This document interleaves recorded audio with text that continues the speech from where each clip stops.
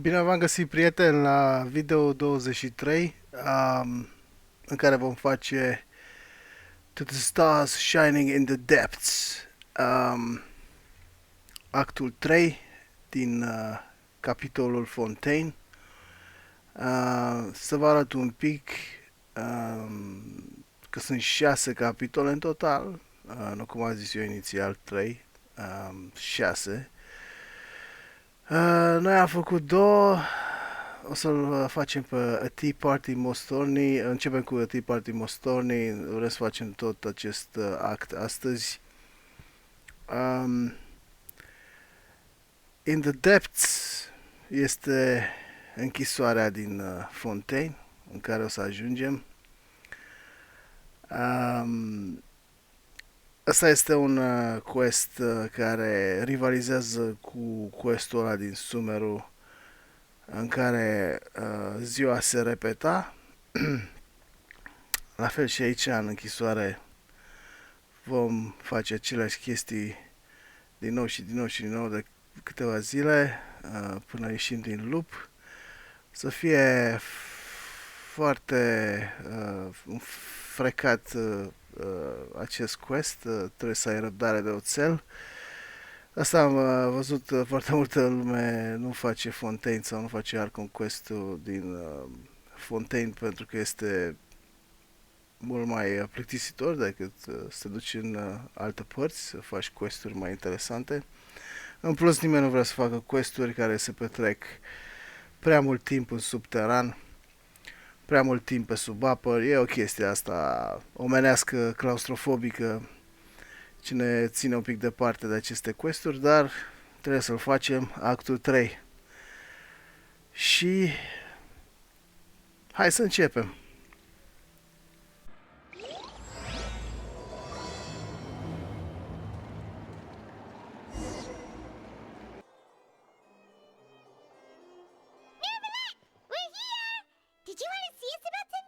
The situation is this. If I'm understanding you correctly, the Snezhnayan harbinger known as the Knave has essentially requested a diplomatic meeting with you, correct? I heard that she was originally from Fontaine, but for her to suddenly arrive here and abruptly request such a meeting like this, I'm sure you're aware that her purpose is most likely related to Child's recent predicament. We convicted one of the Snezhnayan harbingers in a court of law, but we have yet to provide any form of detailed report on the matter. Lady Farina, could there be something else regarding this matter that is being kept from me? No, not at all. Look, I am the Hydro Archon of Fontaine, Focalor, the god of justice who is loved and adored by many. So I only hope that justice will be served in this matter. Don't overthink it. I'll go find someone to arrange the meeting.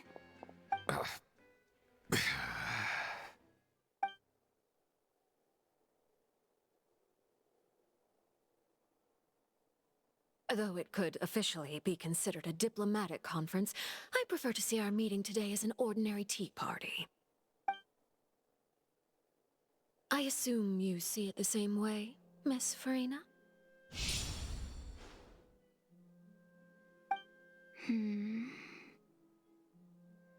Lady Farina? Oh, yes, that's right. Just like you said, a tea party. I should thank you for providing the pastries. They look delectable. To make this tea party even more lively, I've invited someone else to join us today. It's a pleasure to meet you, Monsieur Neuvillette. I was born in Fontaine, so naturally, there's no need to introduce the nation's revered Iudex to me. Hello. The pleasure is also mine. Now then, you have come regarding the matter of Child, correct? Well, yes. It appears the ever-busy Iudex Neuvillette doesn't wish to waste time with diplomatic pleasantries, and hopes that we can get straight to the point of our talk. Yes, as you surmised, understanding Child's situation is indeed one of the goals of this trip. As we are both diplomats from Snezhnaya, as well as Fatui harbingers, Child and I have always been colleagues. Were anything to happen in Fontaine, each of us would serve as the other's attorney to resolve the issue. So now, in my capacity as his attorney, I request that child be turned over to Snezhnaya. We have a responsibility to cooperate with Fontaine and resolve what has happened to him together. The rules governing attorneys only apply before a trial has concluded. Since a verdict has already been rendered, we see the case as settled. I apologize for being unable to grant your request. An outright refusal. Very well. I respect all the rules of Fontaine's courts, just as I respect you as Chief Justice. Okay, why don't we back up a step? You don't need to transfer Child to us. I only request to enter the Fortress of Meripede to see Child and confirm his condition. It's not like you couldn't even manage to fulfill a simple request like that. Right, Miss Farina? About that. The Fortress of Meripede has always been completely autonomous. Even we have no authority to interfere there, and diplomatic issues do not suffice as an excuse. However, if you absolutely must confirm the situation of the Harbinger, I have a proposal.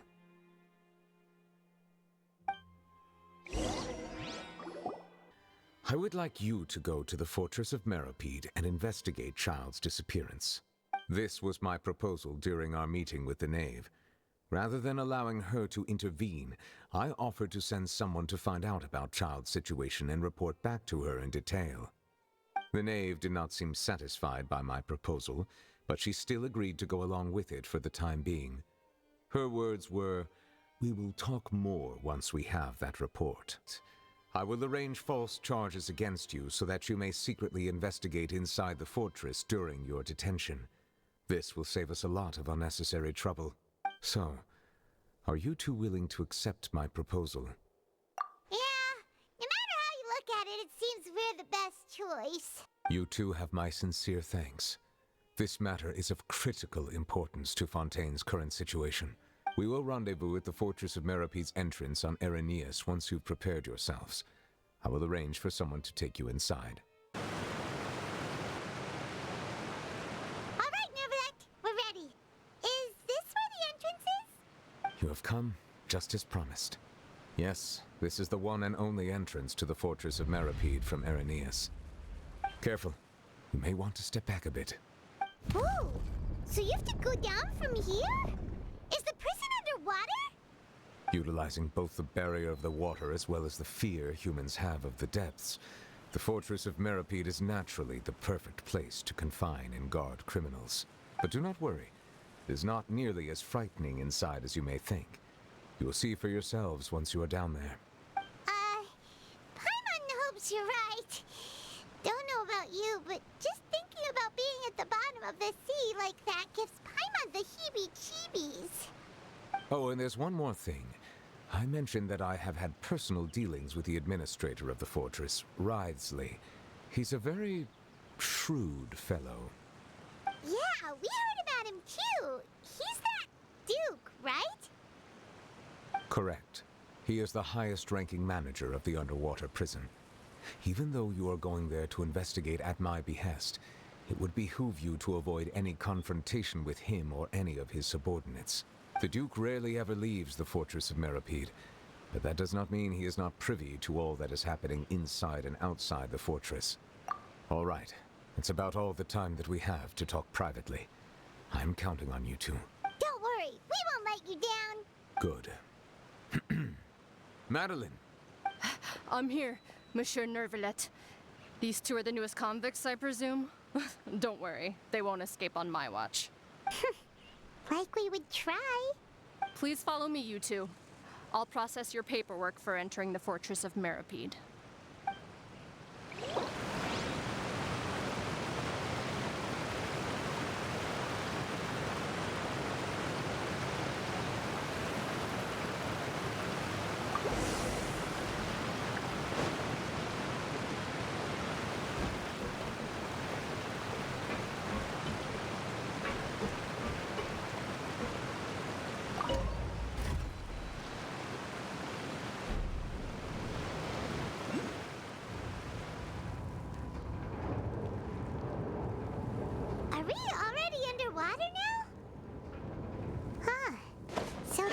what it feels like to be a criminal in Fontaine.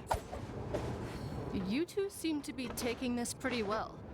It's rare to see convicts in such a good mood.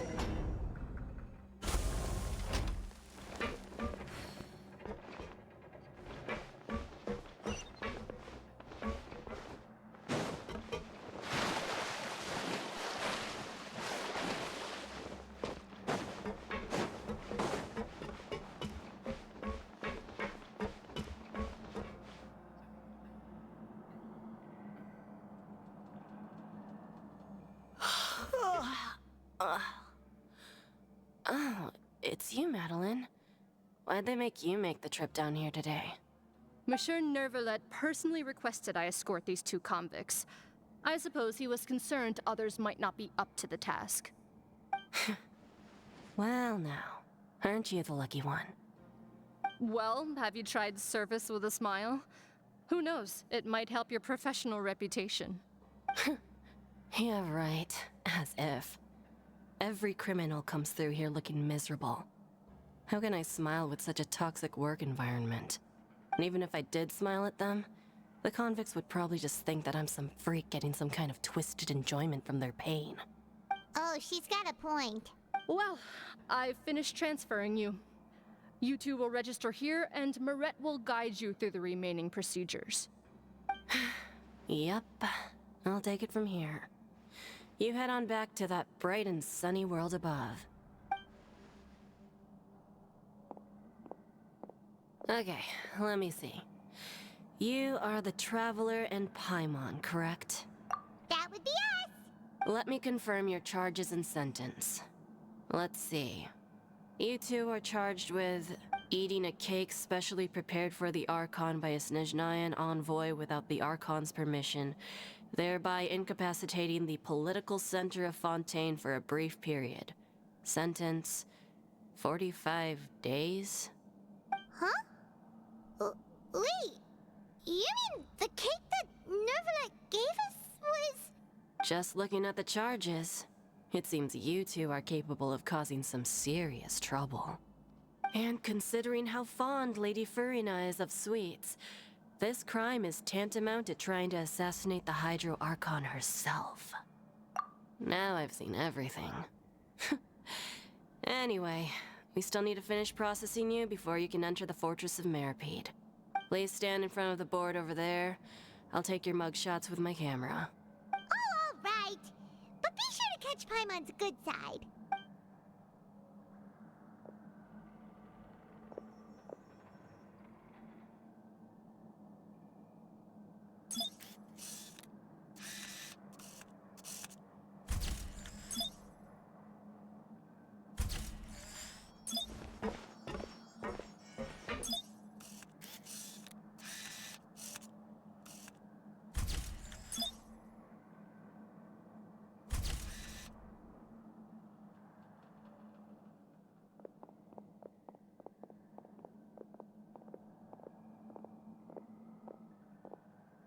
And we're done.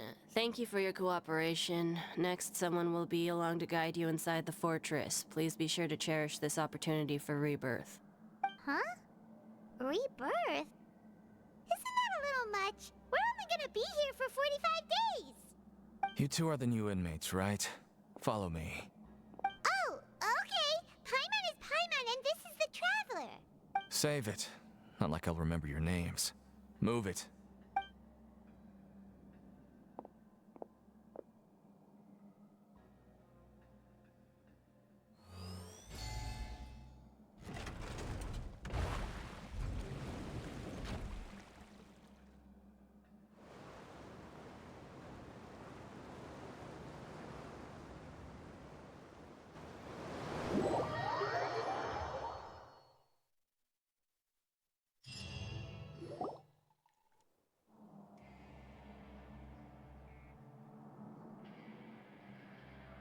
So, are you one of the guards here?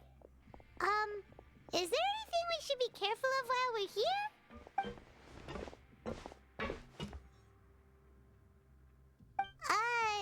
Did Paimon already ask something she wasn't supposed to? Why should I tell you anything? What's in it for me? This is exactly why I can't stand you fish. I wouldn't even be doing this if it weren't for the credit coupons. Credit coupons? Alright, seeing as you're not the annoying kind that's getting dragged in here crying and blubbering, I guess I can tell you a few things. But next time, it'll cost you some coupons. Mora means nothing here. Here, we use credit coupons. Coupons can get you almost anything in the Fortress of Meripede. Desires? Fulfilled. You want power? No problem. Coupons can even change fate itself. So, credit coupons are a currency that can only be used here? It's not as simple as that. Like Moret said, everyone gets a chance at rebirth. No matter how much money or power you had before, it means nothing once you set foot inside the Fortress of Meripede. You have to start over and earn your coupons.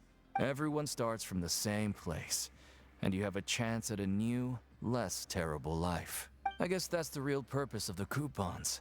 They symbolize true fairness and true justice. And this is also exactly why so many criminals choose not to return to the outside world. Oh, so that's what the Fortress of Meripede is like. Huh. Paimon was under the impression that it'd be more like a prison. It certainly ain't all sunshine and roses here, but it's also not the worst place to be.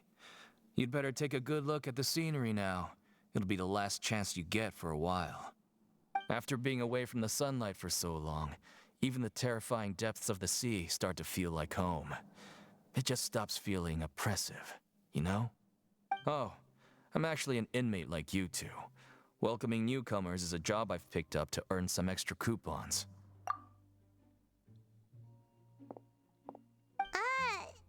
Why aren't you answering us again? I've told you enough for free. Any more info is gonna cost you. So all you care about is Mora! Wait, no. Coupons? Almost there. It's down through here. Your turn to give it a try.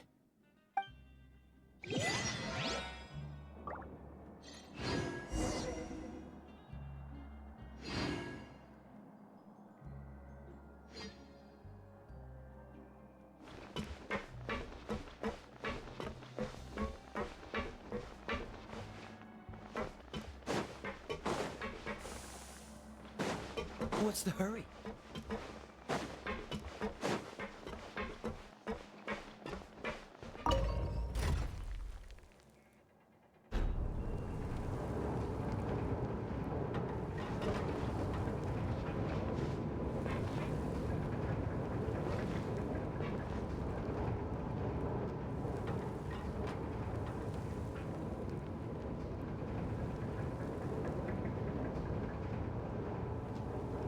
So, we're going even deeper now? Just how deep down are we? It's like a metaphor for your previous life, isn't it? Our lives weren't that bad.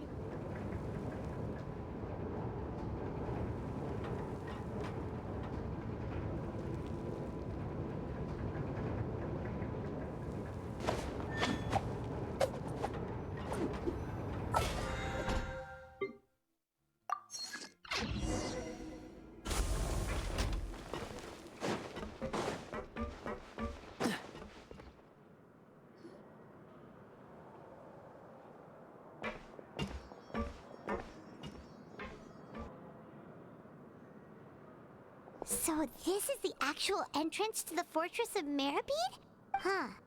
It looks like there are other new arrivals, too. Oh, they sure don't look happy.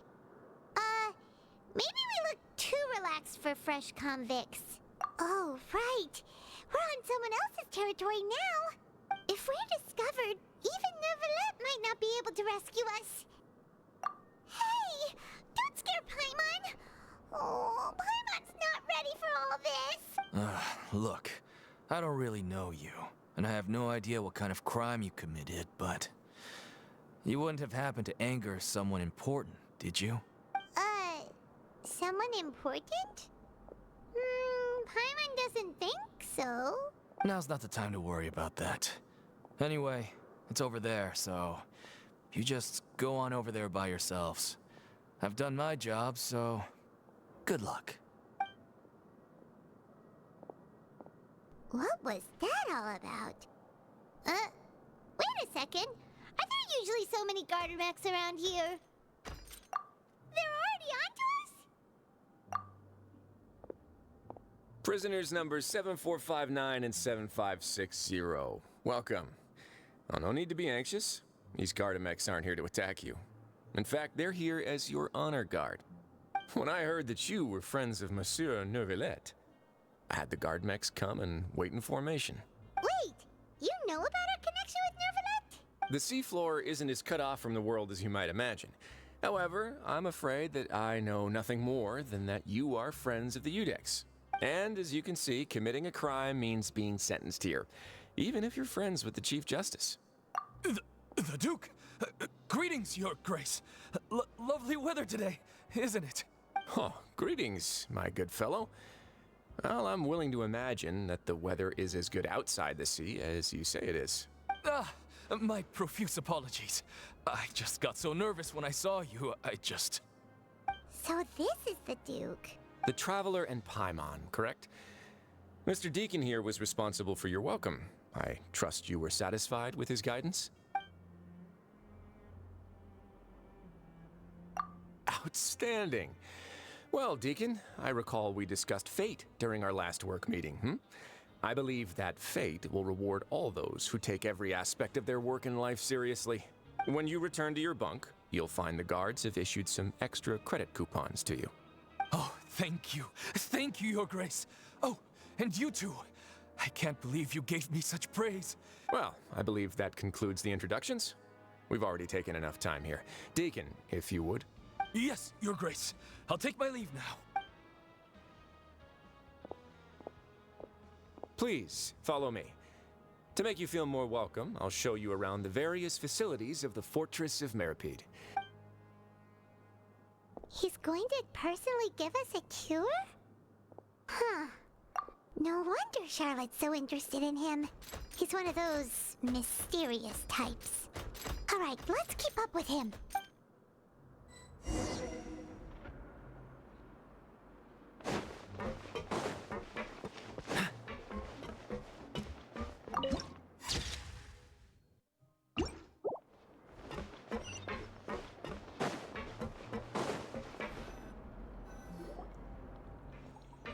There's no need to be so reserved.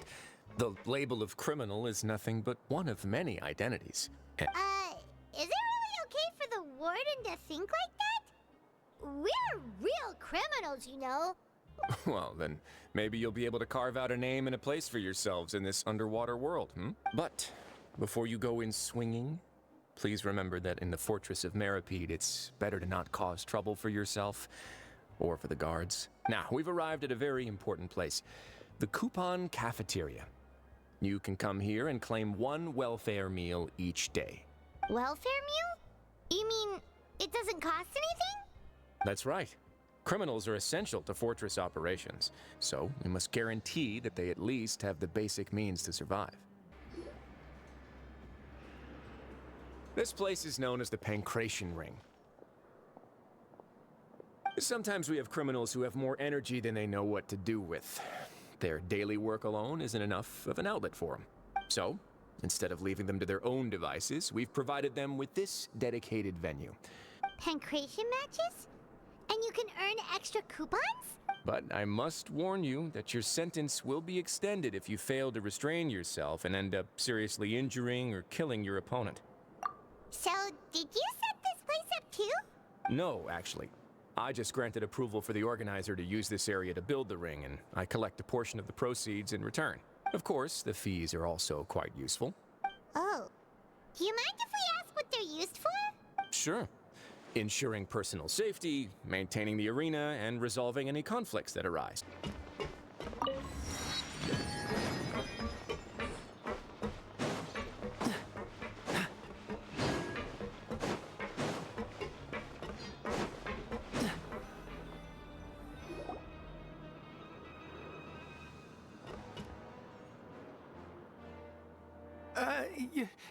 Your Grace. Good morning. I mean, good afternoon. What time indeed? Time waits for no one, so it's best to keep an eye on it. Ah, my apologies, Your Grace. Jeez, that guy's so nervous he almost forgot to breathe. Sorry, forgive my manners. These are the dormitories, which is where inmates sleep. The guards will inform you where your bunk is later. In the Fortress of Meripede, criminals usually spend most of their time in either the production zone or the sleeping areas. The production zone? What does it produce? Is that where we'll be working? Not necessarily. Though working in the production zone is the most reliable way to earn credit coupons. If you have other skills, you can skip your shifts to earn them in other ways. Wow. Wait, you're the manager of this place, and you're just telling us to our faces that it's okay to skip work? The fact that the Fortress of Meripede has continued operating completely autonomously is proof enough that most people are willing to work honestly and earn a stable income. As for what we produce, many of the clockwork machines seen all over Fontaine originate from our workshop. Therefore, the Fortress of Meripede is not only a place where criminals serve their sentences, but also a giant machine factory. There's no need for me to get into specifics about the production process now. You'll experience it all firsthand when you report for work tomorrow. Let's move on. The tour continues over this way.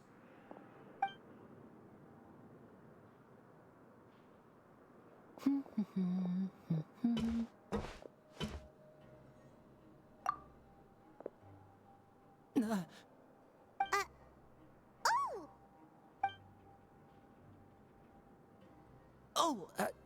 You really scared me there. I didn't expect to see you here, Your Grace. The only thing you should be seeing is the work in front of you. Stay focused and keep up the pace. Oh? Is something the matter? It's nothing. Paimon's just worried about how hard we'll have to work tomorrow.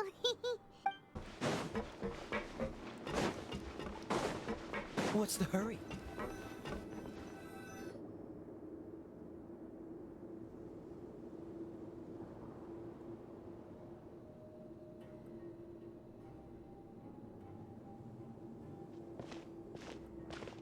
Your Grace? What are you doing in the infirmary at a time like this? Not yet, unfortunately for you. But thank you for your concern, Sigewinne. Oh, then you must be here for those two. Allow me to introduce you. This is the infirmary, and Sigewinne here is the Fortress of Meripede's head nurse. Hello, new faces.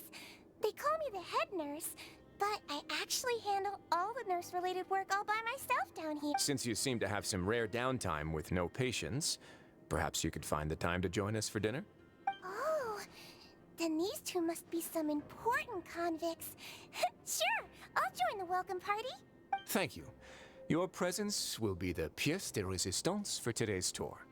Oh, so the tour part is over now? I believe I've already covered the primary aspects of life here in the fortress.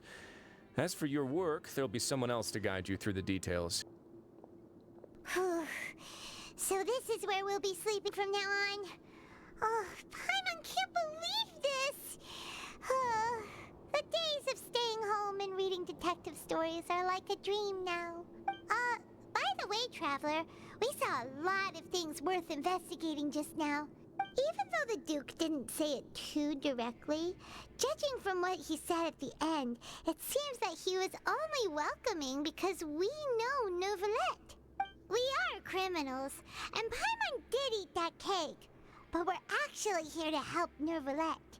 Is it possible that he knows we're here on a mission? Yeah, Paimon thinks so too. He probably knew why we came here from the very beginning and intentionally wanted to send us a message.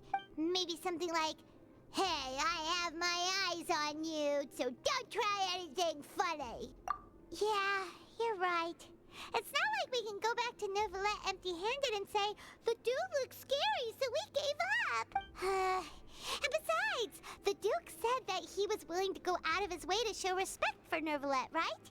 So we at least need to try. You mean... Yeah, that's what Paimon was thinking too. Paimon almost spilled the beans when we ran into him. Fortunately, based on his attitude, it looks like the Duke sees Linny as just another inmate. We worked so hard to help clear hear Lenny and Lynette's names, and yet we turn around and bam! He's a... Oh, right! Lenny and Lynette are from the House of the Hearth. They work for the Knave, so they could be here to investigate too! Huh? Oh, it's a card! Paimon didn't notice it earlier. It looks like a magician's prop. Lenny must have left it here. It was nice to bump into you again. Let's catch up in the production zone tomorrow. Once the widget is hot enough to glow, jump to step on the pedal and hit. So if the machine gets jammed, you just need to attack it to fix the problem.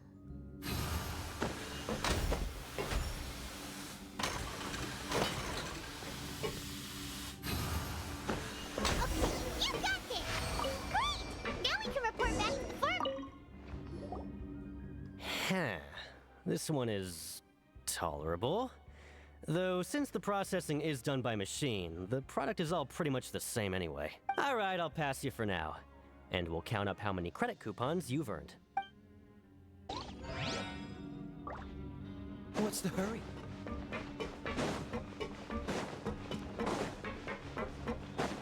Lenny? Mr. Magician? Where are you? Oh, this had better not be some disappearing act. It doesn't seem to be around here.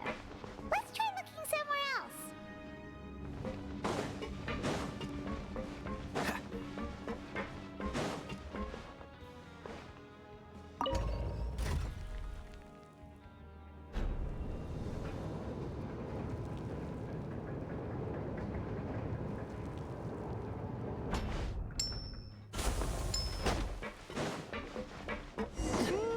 Where could Learn he the safety be? rules by heart.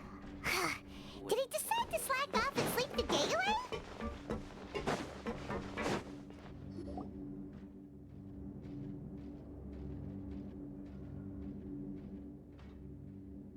Hey, over here. Oh, you scared Paimon! Oh, you scare so easily now? Oh, you little... The only thing we're worried about was trying to find you. Sorry. Come over here and keep it down.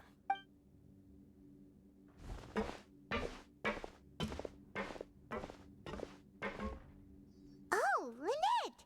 You're here too! That's right. My brother simply can't stand to be away from me. It's not just Lynette. Fremine is also here. Do you still remember him? Oh, you mean that diver from the House of the Hearth, right? Paimon remembers seeing him in the court of Fontaine before. Now hurry up and tell us, how did you end up as criminals this time? We fought so hard at court to prove you were innocent, but now... Sadly, even the teeniest of things can land you in prison these days. I put together a street performance and used the popularity we gained from the Opera House incident to attract a big crowd. And then? Next, I invited several audience members to participate in the show. And then, with the entire audience watching, their wallet suddenly disappeared. My brother was charged with theft, and I was charged as his accomplice. As for what we're investigating, perhaps you haven't heard, but the Fortress of Meropide hides a secret. Some even say that the entire fortress exists just to protect it. The House of the Hearth has been investigating this for a very long time, trying to uncover its mysteries. But recently, all of our informants, including the ones that had infiltrated the guards, suddenly vanished. And we believe that this is a direct provocation, and it's the reason why we came here. Father has somehow managed to confirm that Focalors does not have Fontaine's Gnosis. Huh? How did she manage to learn information that important? Father has her ways. Many of them are beyond our imagination, and we've never had the chance to see her at work. It was this information that led us to suspect that Fontaine's Gnosis might be in the Fortress of Meropide and is related to that secret. So it's all about the Gnosis again. Well, that's about it from our side. How about you two? Did Monsieur Nervulette send you here? Bingo! The Knave has been applying a lot of pressure. She wants to know what happened to Child, so we came here to investigate. Traveler, are we allowed to tell them? You don't need to worry too much about that.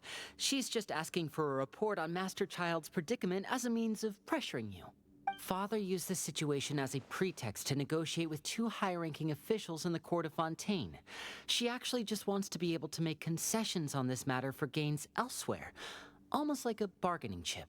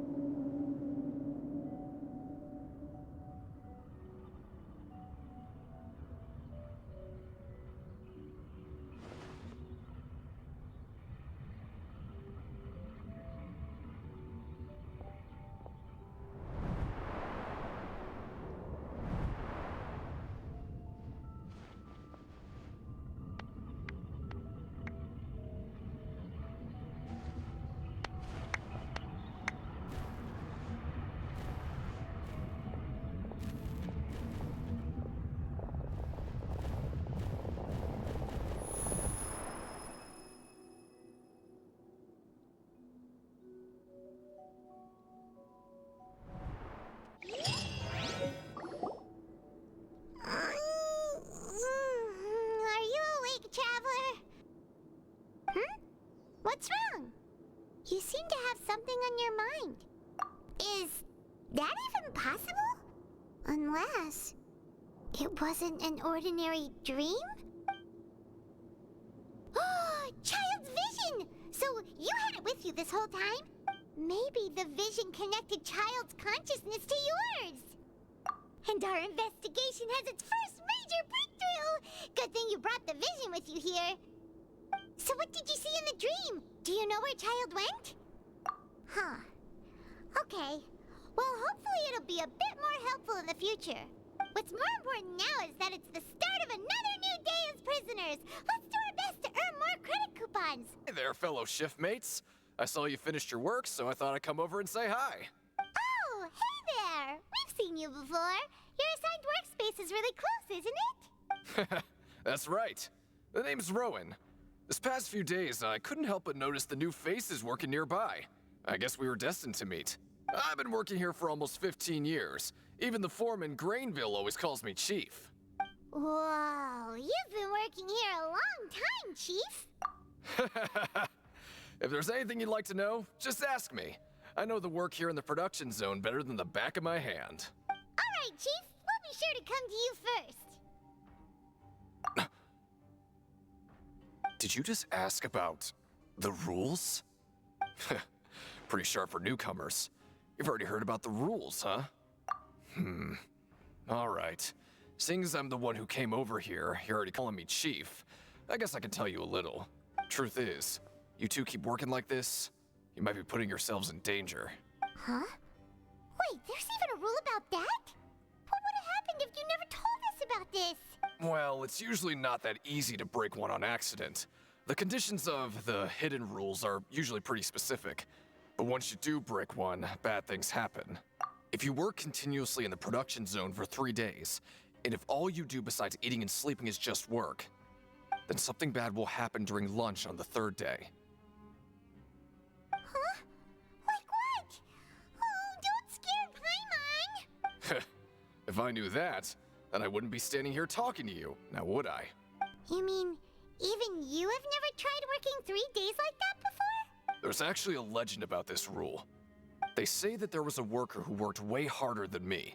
He was both efficient and eager on the job, and most other workers couldn't hold a candle to him. One time, he tried to test his limits and worked as long as he could. Then during lunch on the 3rd day, he disappeared into thin air, as if he'd evaporated. Later, some people went and asked some of his past friends about him, but they said, never heard of the guy. What the? How could that happen? Unfortunately, we were assigned different production zones. I never saw for myself what he looked like. Wait, are you thinking that it was... Huh?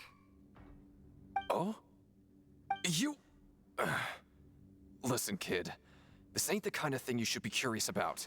Yeah, I agree with Chief here. Do you really want to try? Alright, if you insist.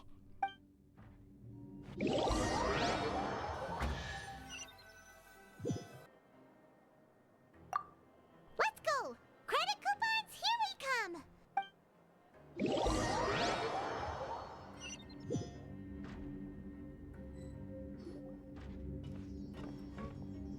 Look who decided to show up. Get your butts in gear and get to work. Time's a-wasting. Good, here you go. Remember to give me the widget once you've finished processing it.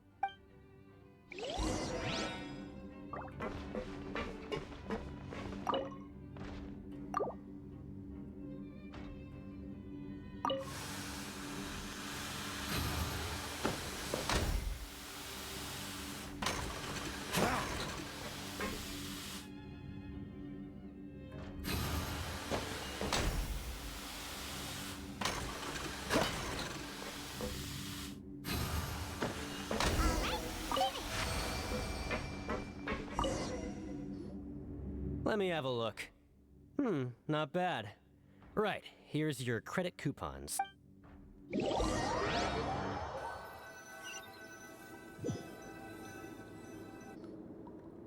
we had a productive day.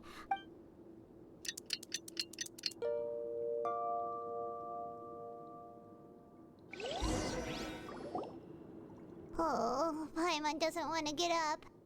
Paimon still feels completely exhausted from yesterday. What do you have planned for us?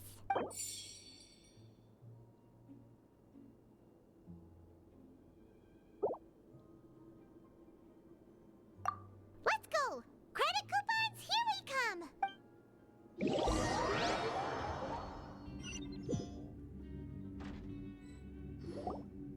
Look who decided to show up. Get your butts in gear and get to work. Time's a-wasting. Oh? What's with suddenly wanting to work so hard? You need coupons that badly? Sure. Let's just say we really want to test our limits.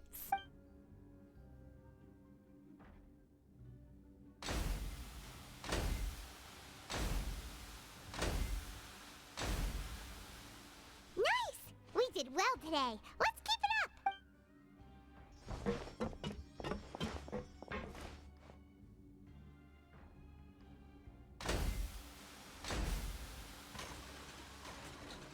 Whew, Paimon's had it.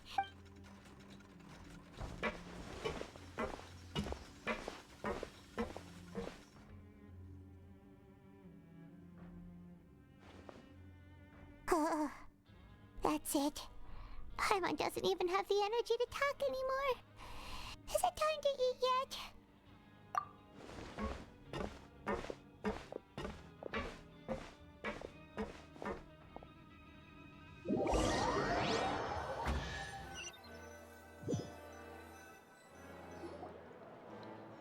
Oh, Paimon's exhausted. It's just work, and more work. Wait a sec. Now that Paimon thinks about it, haven't we been working non-stop for 3 days now? Oh, Paimon feels a shiver going down her spine. What's going to happen? But it doesn't seem like anything's changed at all. And we made it to the coupon cafeteria safely. Are the so-called hidden rules only a rumor after all? Well, there's no use to just guessing all day. Paimon's stomach has been grumbling the whole time. Let's just eat already. Paimon wonders what we'll get today. Wait, what? What in the world is this? What's with Paimon's food? And yours is the same. Is this stuff meat? But it looks and feels so bizarre. What do you think is going on? Is this the bad thing that Rowan was talking about? No, stop right there. Paimon gets what you mean, just don't say it. Hey, isn't that Woolsey over there? He must have made the food, right? So let's just ask him about the food and be done with it. Hey, Woolsey, have a moment? What is it? I'm about to go report the numbers for today's free meal, so you'd better make it quick. It's about the meat in our meals. Look, does it seem normal to you? The meat? Oh, that. Looks perfectly fine to me. Totally normal. You'd better hurry up and chow down. How could this be fun? Hey, don't leave! You barely even looked at it! Hey! What should we do now? Woolsey wouldn't even give us the time of day. Yeah, looks like we have no other choice. Paima was positively famished a minute ago, but now she's lost her appetite.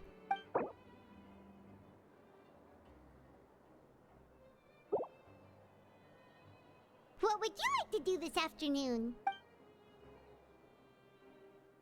Since we have time now, let's focus on investigating some more.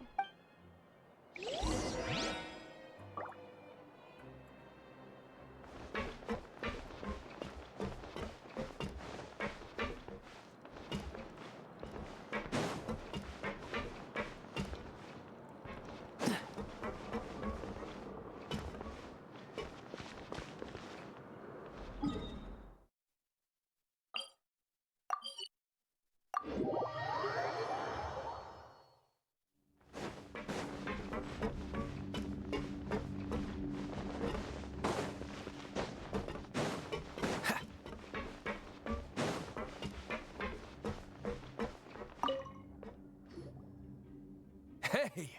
It's the Traveler and Paimon! No need to tease me, okay? I won't trip on the same step twice. Listen, I feel ashamed about last time. Thank you for praising me in front of His Grace. Huh?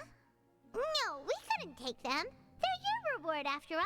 But when I was welcoming you, I didn't do anything but give you the stink eye. Come on, I insist. These coupons are nothing compared to getting the attention of His Grace. I won't take no for an answer.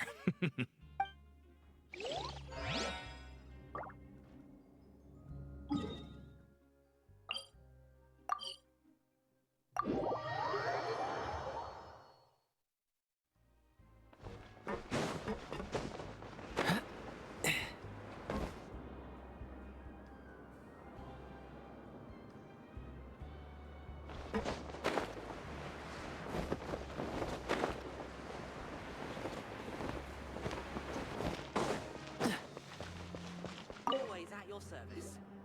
Oh, hello. You two are the ones who were with His Grace.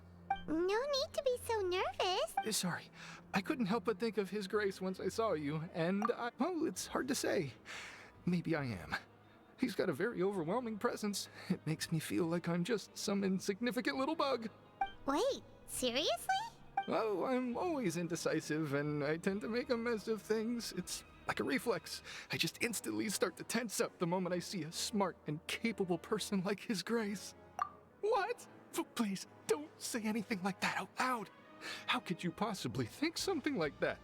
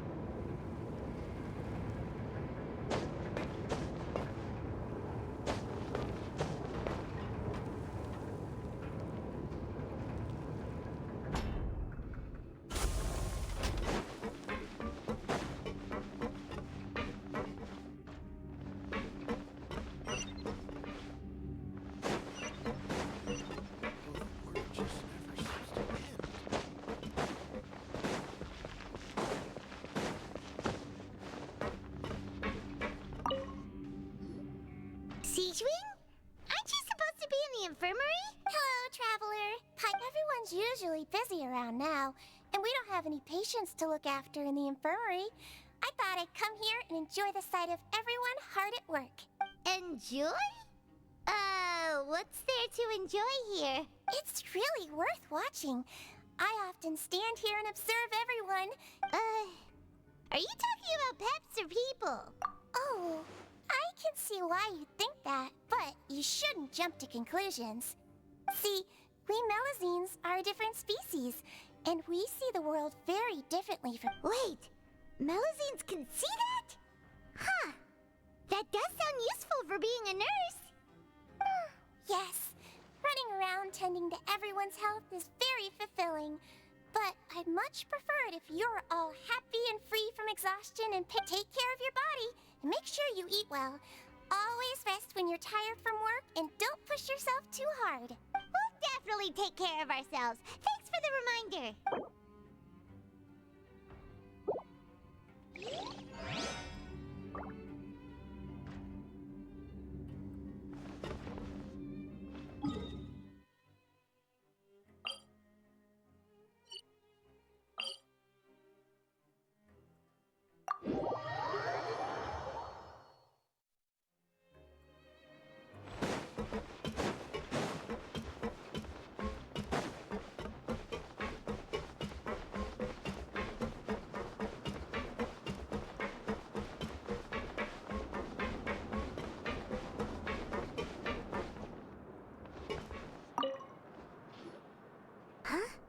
Rowan? What are you doing here, Chief? I was injured a bit just now. Nothing major. I think I just pulled something. Little mishaps like this are unavoidable at work, you know? Huh. Paimon wouldn't have thought someone as experienced as the Chief would still get hurt on the job. I just knew you would say that. This is pretty embarrassing. Where's Siegeween when you need her anyway? The one time I need to make a quick trip to the infirmary. Oh, you mean she wasn't in the infirmary? Yeah. The rumors say that there's never anybody in the infirmary in the half hour before lunch. Huh. That's actually really strange. Siegeween's always super dedicated to her work. Forget it. I can take care of a small sprain like this on my own anyway. No need to trouble her.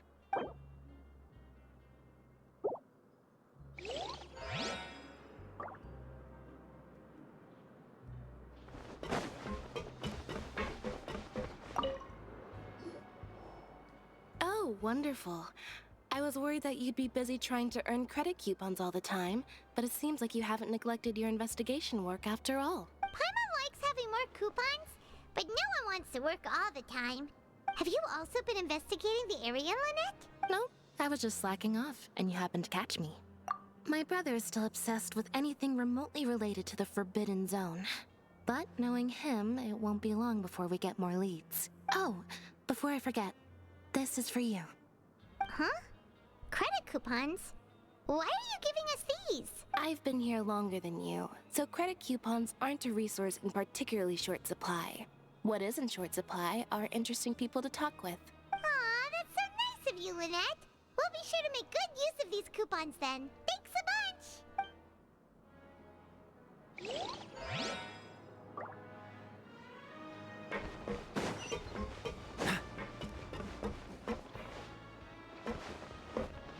What's the hurry?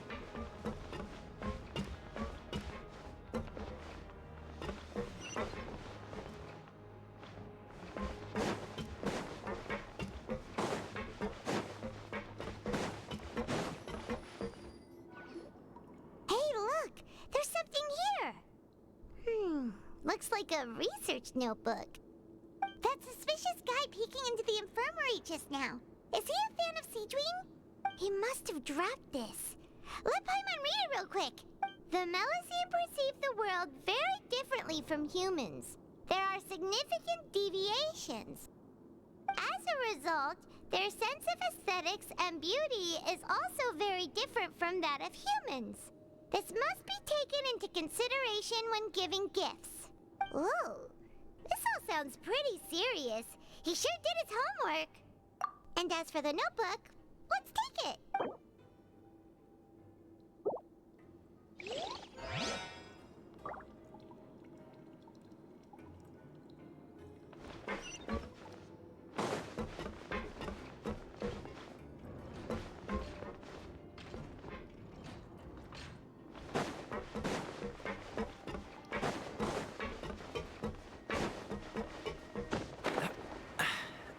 Catch the wind.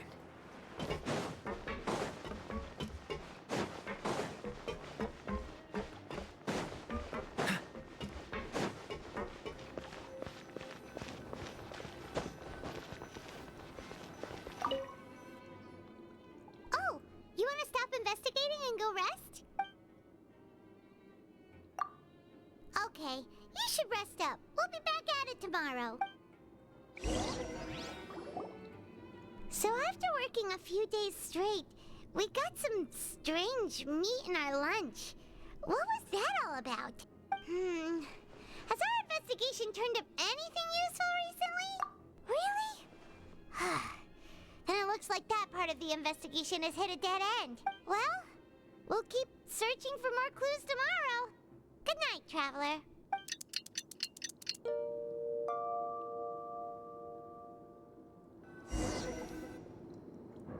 Oh, Paimon doesn't want to get up. What do you have planned for us?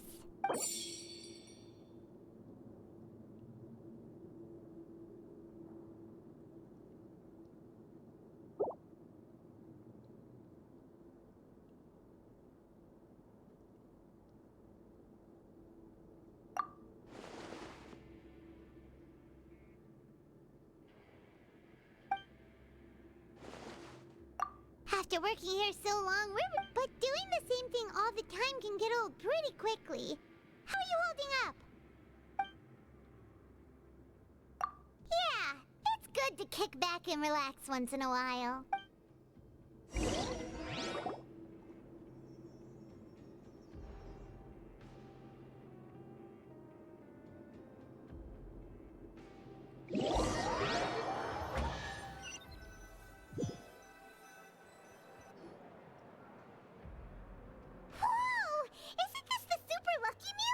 Looks like hard work really does get rewarded. Paimon's gonna take her time and savor every bite. What would you like to do this afternoon? Sure! If we're not going to work, then let's kill some time at the Pancration Ring. Grab yourself a welfare meal.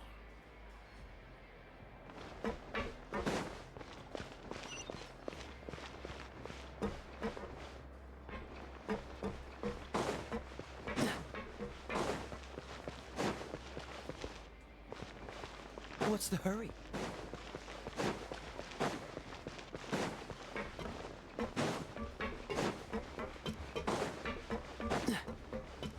What's the hurry?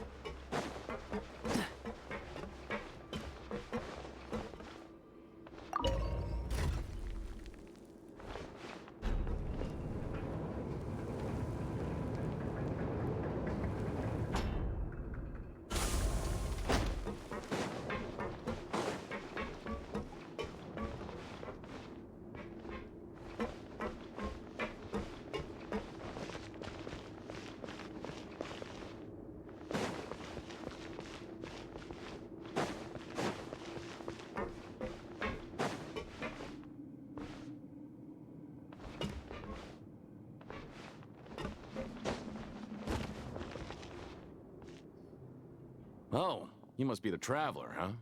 Sorry, mate, but competitors as strong as you are prohibited from participating. I don't make the rules, mind you, but I was given very specific instructions. Even convicts value their lives, don't they? I hope you can understand. But we have a game here that'll let you show off your strength, and you'll even earn some credit coupons in the process. What do you think? Interested? And if we lose the game, will it cost us credit coupons? Of course. That's the cruel reality facing every competitor in a place like the Pancration Ring. Okay, great. Let me walk you through the rules. The targets in front of you will pop up one after another. You'll need to hit the targets in the same order that they popped up. If you can complete a few rounds in a row with no mistakes, then you'll win credit coupons. But the second you mess up the order, you'll lose. Game over. The game costs 300 credit coupons to have it go. So, you up for it? Thanks for your patronage, mate. Now, let the game begin.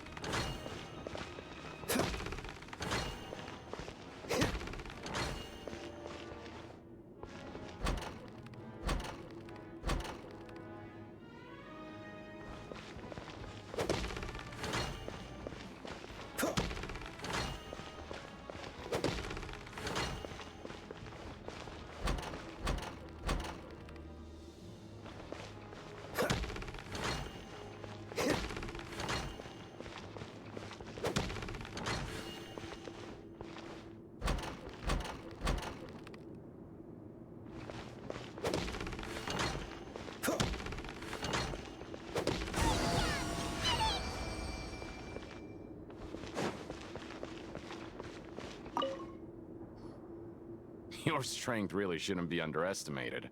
Now I get why you're prohibited from participating in any official fights. Nobody who values their life would be willing to get in the ring with you.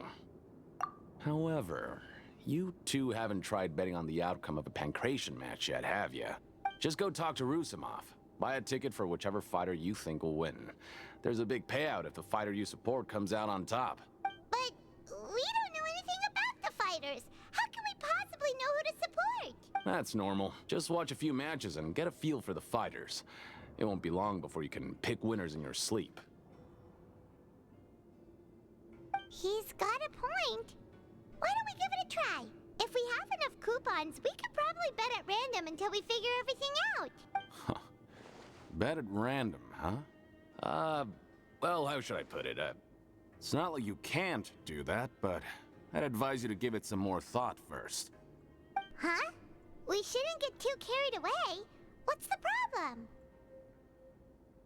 What? I never even picked a boxer before, and you already know about the rules? You're not just strong fighters. Seems you're pretty perceptive, too. Might as well tell you about it, since you already know that much. Plus, I think you've got the potential to be one of my greatest customers. I think I can let you in a bit. Besides, I don't want to risk ever losing a customer like you. Is it that serious? Okay. The hidden rule here is, if you buy both boxers' tickets and support them both, something bad will happen the next morning. So the rule is that we shouldn't pick both boxers in the same fight. But if anyone actually did that, wouldn't they be guaranteed to lose coupons? Who would do that anyway? And what do you mean by something bad will happen? How would I know? Not like I'm stupid enough to do that. But I've heard a story about the rule. According to the rumor, there was a masked boxer who possessed incredible skill and power. None of his opponents even stood a chance against him. However, in the final match, the organizers told him to take off his mask. He refused and never showed up to the fight. And after that, he was never seen again. Some say he died, or that he was taken care of by the event's organizers. In his eyes, supporting both boxers in a match would dishonor the competition itself. So you mean it's like a curse? He'll take vengeance on anyone who does that? No, he was always wearing a mask, like he was intentionally trying to hide his identity. I don't even know anything about his past. Traveler, do you think that boxer was...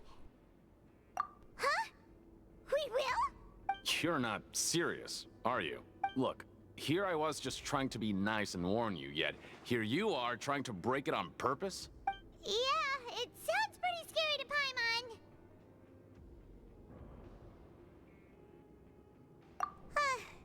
Seems you've made up your mind. Just be sure to protect Paimon, okay? Betting on both fighters will set you back about 3,000 credit coupons. If you have enough, then go ahead and give it a try.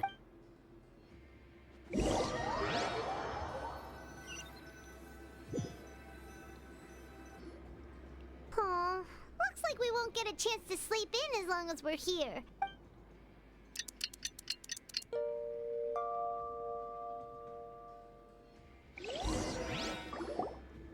Oh, Paimon doesn't want to get up. What do you have planned for us?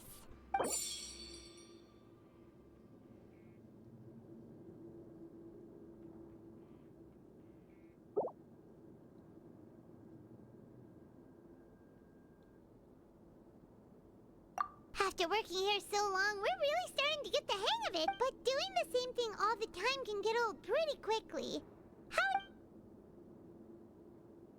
Yeah, it's good to kick back and relax once in a while.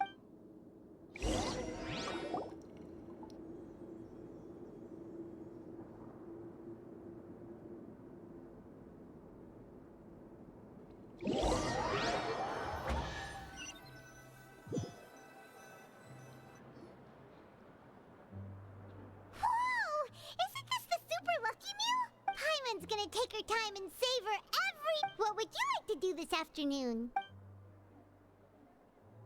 Knowing child, he must have been there all the time.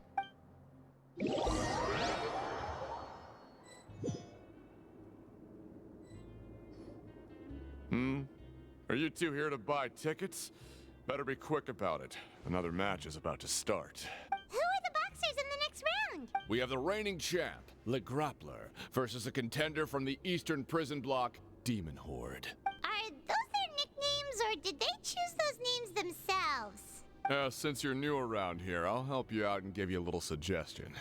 Even though Le Grappler is the crowd favorite, Demon Horde is a first-class dark horse with incredible potential. Anyway, for this match, I recommend that you pick... Huh? For both fighters? I could tell you're new to this, but I didn't think you were completely clueless. Maybe you don't quite understand the rules, no? Let me try to explain again for you more clearly. Oh, no need. We're aware that we're going to lose coupons. All right then, if you're absolutely sure. Remember, no refunds once you buy the tickets. Yeah, we got it. Just shut up and take our coupons.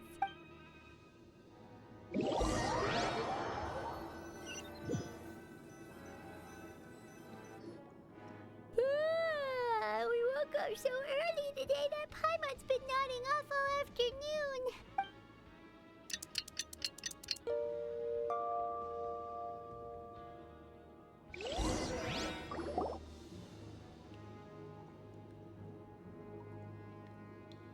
Hey, Traveler. Paimon. Package here for you. The next time you buy something, go pick it up yourself. I'm not a delivery man, you know. Huh? A package? For us? Did you buy something, Traveler? Paimon's not quite awake yet, so why don't you go take a look? Right! Yesterday we broke the hidden rule and bought tickets for both boxers. Oh, maybe this package is the bad thing that Colin said would happen. Paimon suddenly feels wide awake. Wait, maybe let Paimon go hide somewhere first. Just call Paimon after you opened it. Hey, wait! Paimon's still here! Don't open it! Ah! Huh? What is it? Let Paimon take a peek too. Oh. It's just a small bottle.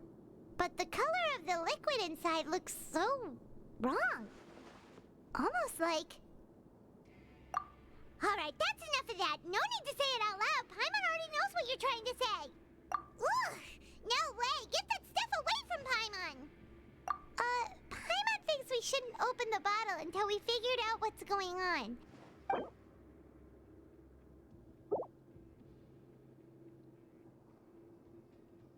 What do you have planned for us? Though it feels nice to slack off a little, less work means less coupons. Let's make the most of our morning.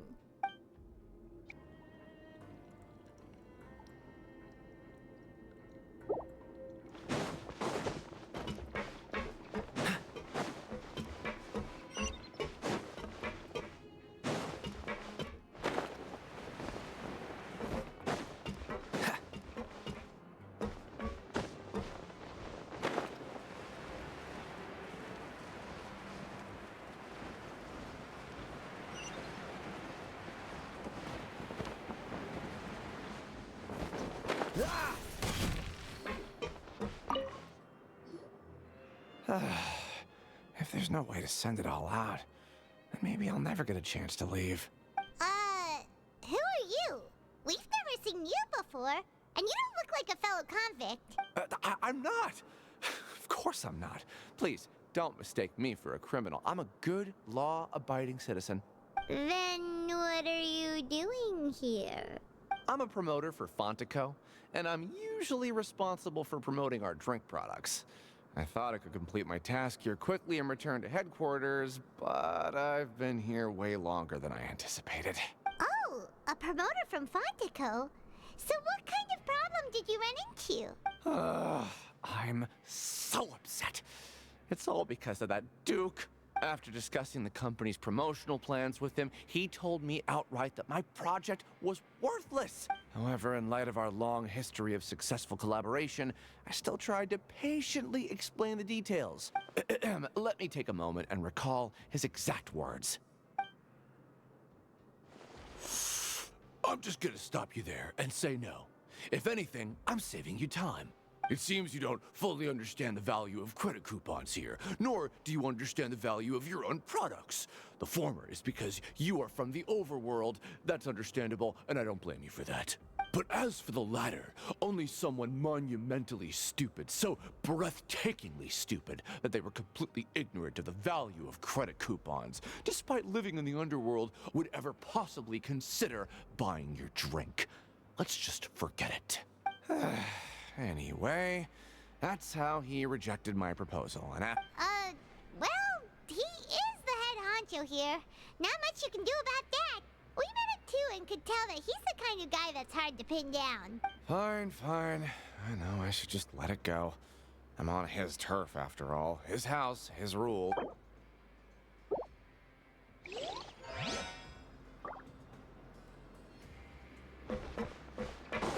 What's the hurry?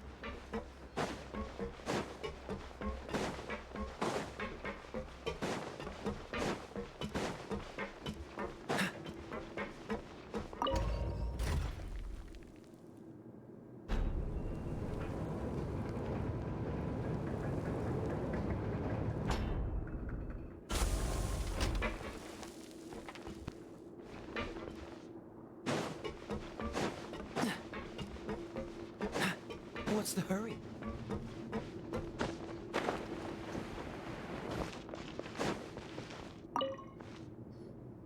Hey, I heard you crazy fools really did it. You bought tickets to support both fighters, didn't ya? Well, the next day we received a mysterious package, but we still haven't made any sense of the contents. So it is real.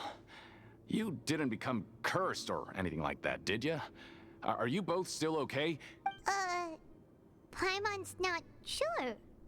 What do you think, Traveler? Is Paimon still Paimon? Oh, okay. Well, that's good. Yeah, you two don't seem to have changed at all. But I wouldn't let your guard down just yet. Still, I didn't expect you would actually do it.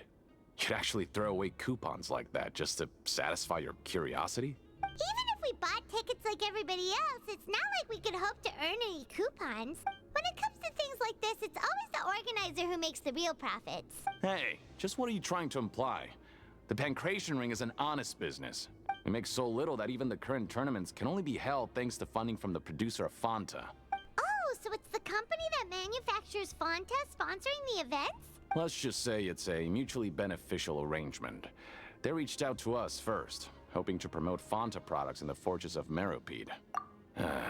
Anyway, you try and take extra good care of yourselves these next few days, you hear?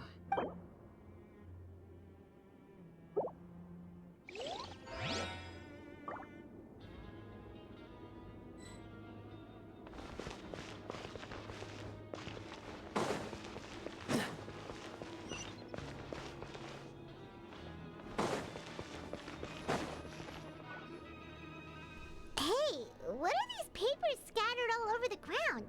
Maybe not. Every page has the Fontaco symbol on it. Maybe it's some flyers from the company. Okay. But if someone catches us, they could accuse us of trying to steal the company's secrets, couldn't they? Oh, you're right. Guess there's nothing to worry about then. Let Paimon have a look here. Without assistance from the Fontaine Research Institute, development of the new product has been slow, and some researchers on the project have voiced concerns. We have no choice but to let the new product undergo the first phase of promotional trials without a designated name or packaging. We have decided to only conduct closed, small-scale trials for the time being. Sure doesn't seem like anything unusual. The company is just trying to develop some new products besides Fonta. Let's put these papers back where we found them and make it look like nobody went through them.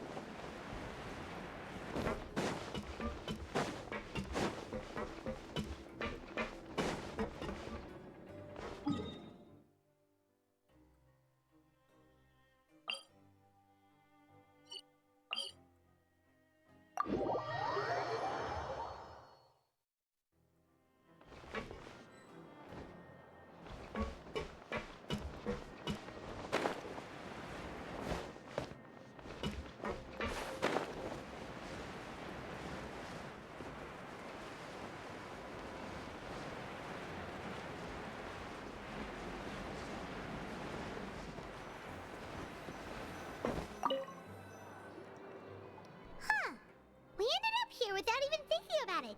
Wanna grab something to eat? Alright, but remember that we bought this time with coupons, so...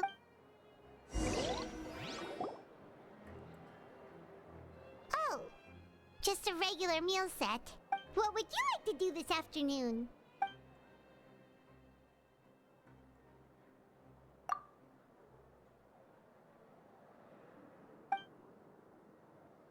After working here so long, we're really starting to get the hang of it. But doing the same thing all the time can get old pretty quickly. How are you holding up? Yeah, it's good to kick back and relax once in a while.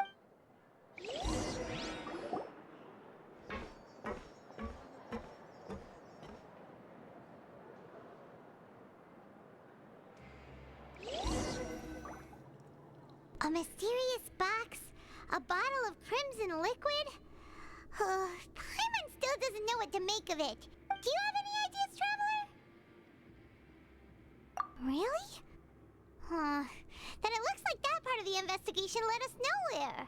Well, maybe we'll have better luck tomorrow. Good night, Traveler.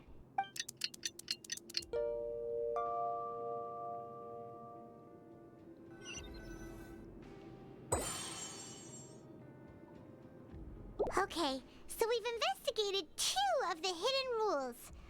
Paimon didn't think this prison would have so many weird things going on. We'd better pick up the pace with our investigation, otherwise we'll never get anywhere. Yeah, let's skip work for now and put our time to good use.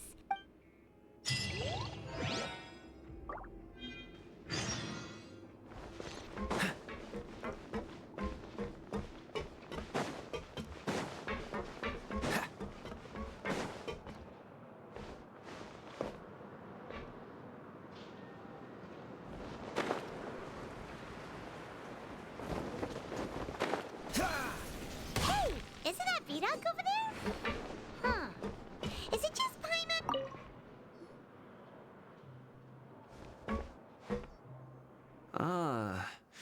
Seeing you at this time must mean you've already saved up a lot of credit coupons.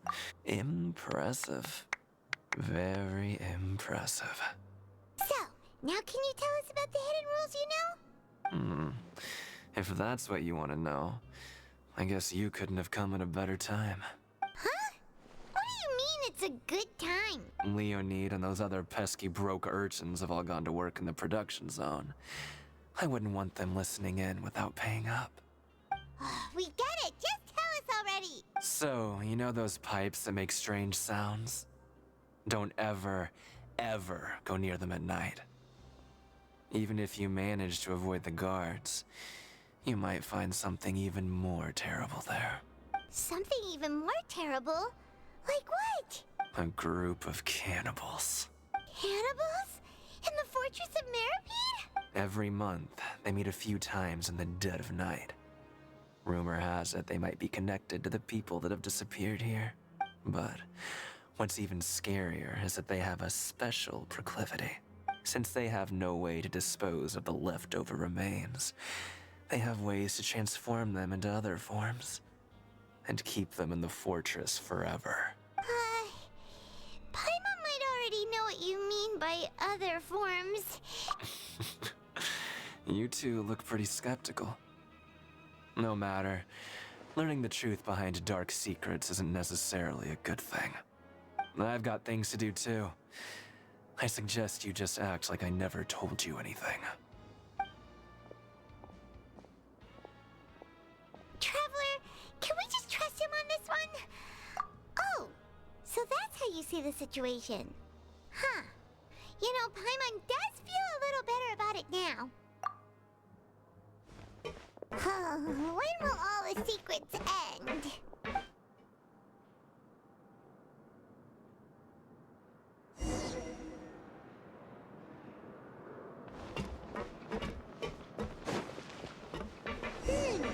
Vita isn't here. Just stay away from me. What? What are you saying? You shouldn't go around saying stuff like that.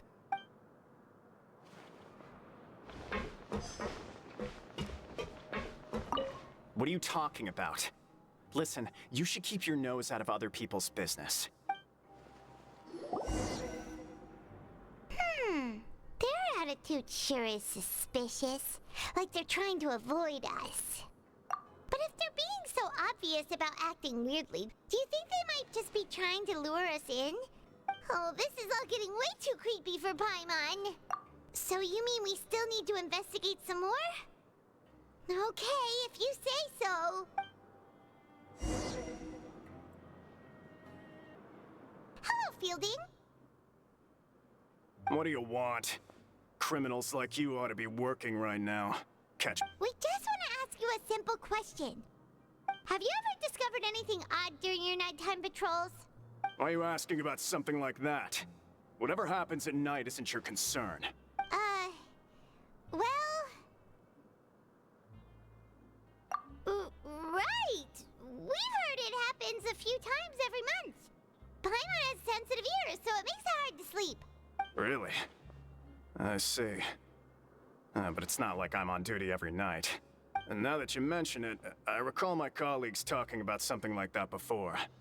They say that strange things tend to happen at night on pipe cleaning days. Lots of us don't willingly take those shifts. So, what happens at night on pipe cleaning days? They just conduct regular cleaning of the fortress's drainage facilities. There are 3 pipe cleaning days per month, and it just so happens that today is one of the scheduled days. You can try to confirm the sounds tonight if you want, and if they're real, then I can report the issue to my superiors for you. Oh, okay. Then we'll keep both ears out tonight. If that's all, then I'll be leaving now. I advise you not to try anything funny, though. Even if I'm not on duty tonight, someone will still be watching you. Don't worry, we don't want any time added to our sentences. Oh, he left. So what do you think about the pipe cleaning days he mentioned? Right, both are a possibility. But Fielding did say that tonight is a cleaning night. Paimon knew you would say that. Alright, sounds like we'll be up all night tonight then. Paimon just hopes the guards don't catch us.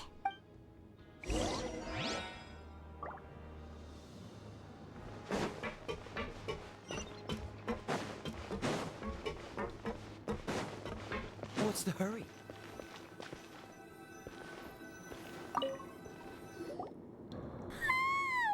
Oh, Paimon's so tired.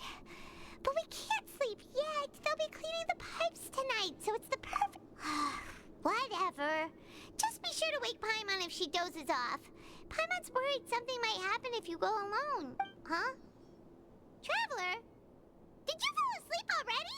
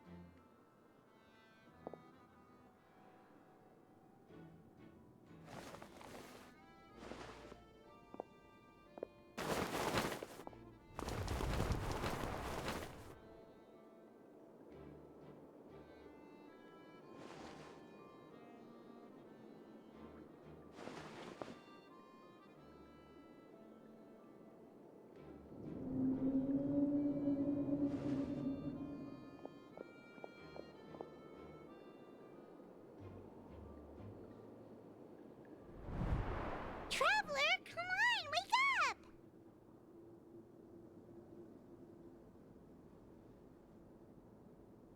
Oh, it looked like you were just peacefully sleeping to Paimon. Well, what did you see this time? Really? So we're finally starting to figure out what actually happened! But what about the cannibals? How do you explain them? Okay, well it's about time for us to get moving. Just be careful to avoid the patrolling guards.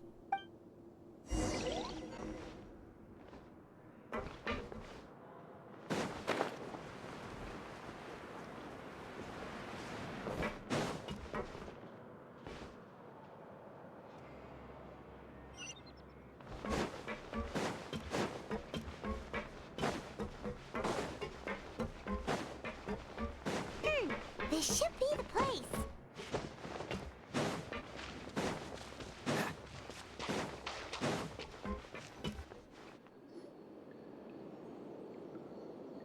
What?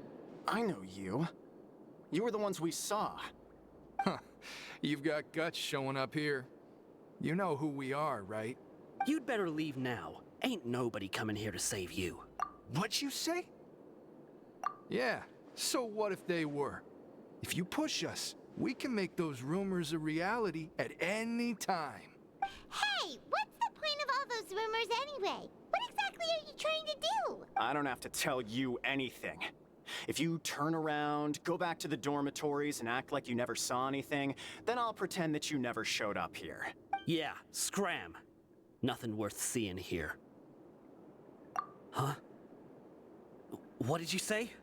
Isn't that exactly what Boss said when he left? Hey, do you know our boss? Whoa. We had no idea our boss was such a big deal. He always kept his identity a secret. So, did he have you come here to find us? Oh, so your child's crew here? Seems like he had no problem fitting in. We're the only ones who heard him say those words when he left that night. So, unless he somehow told you those exact same words after that... All right. I guess that's proof enough for me. I believe you. Wow, those dreams of yours sure come in handy.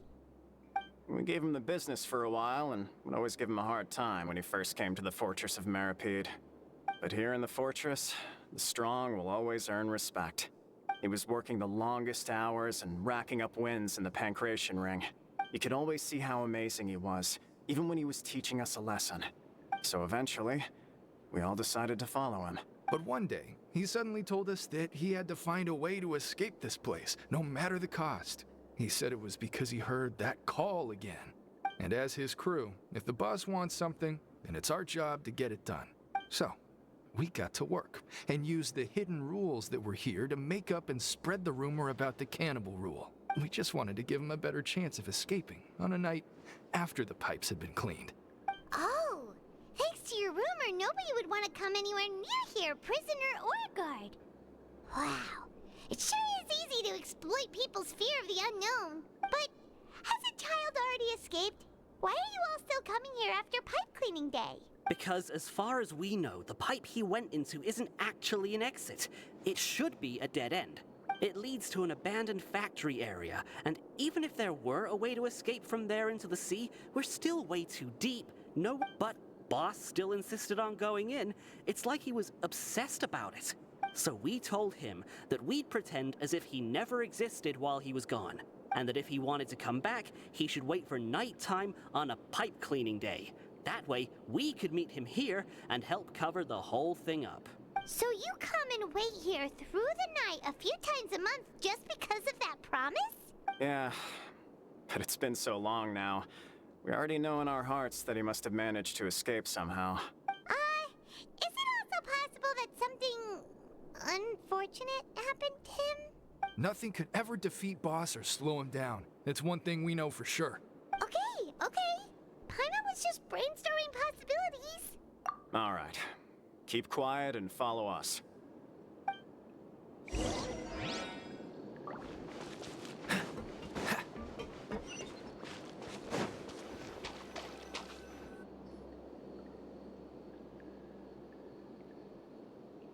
The way up from here has been sealed off. It's impossible to get through. Boss left by going down from here. It wasn't full of water at the time. Later, we came back hoping to have a look. That's when we found out it had been completely flooded. It's impossible to navigate unless you're an extremely skilled diver. Do you think Child got trapped by the water? Not likely. We all know that Boss was an incredible swimmer. Really? Then have him come investigate, pronto. Just be sure to tell us if you get any news about Boss. It's getting late. We should leave before the guards come this way. Yeah, we learned a lot about what happened to Child here. Let's get going!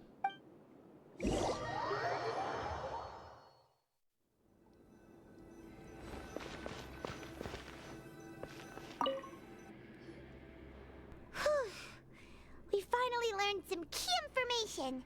Seems seems all of our investigative work has finally started to pay off. When you said you knew a diver, you were talking about Fremine, right? If we ask Linny, he'll definitely have Fremine help us. Ugh. Why is Child like this? What was he doing going into the pipes? Not making our jobs easier, that's for sure. Fortunately, though, it seems like it's only a matter of time now before we find out what really happened. Now that we can finally relax, I'm starting to feel super sleepy.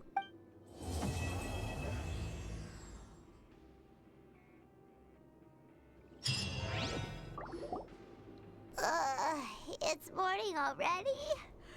Oh, Paimon still needs more sleep. Huh? Wait, look over there! Isn't that... It's one of Linny's cards! Let Paimon see what's written on it! Maybe you haven't heard, but today is the monthly free day. It's been a while since we last talked. Have you been making any progress lately? Let's meet at our usual spot in the factory area before lunchtime. I have new information. Ooh, today's our lucky day. We have the day off. From the sound of it, Lenny's been making progress with his investigation. Wonder what he's discovered.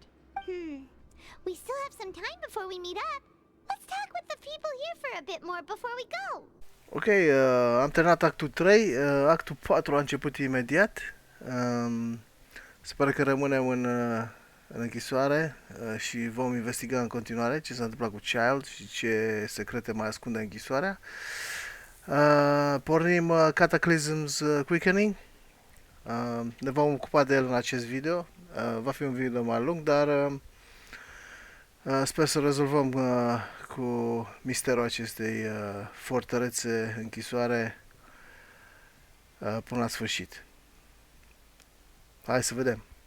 Your group? I'm Quisto, and this is Lavaroon. People usually call us the Bombshell Bros, but don't worry. We're not playing with bombs or anything. It's just that our information is always so explosive, and we blow minds on the regular. So, you two really like to gossip?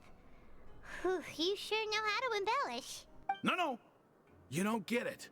Knowing intelligence will make things better for you here. For example, knowing who's working with whom, who has the latest rumors, who's not getting along. Wouldn't you like to know all that? Whoa, all this info's worth something, you know? You should prove you're worthy of it. I don't mind him. Quisto's always this way. Just play nice and say something to massage his ego. The welfare meals. Talk about the welfare meals.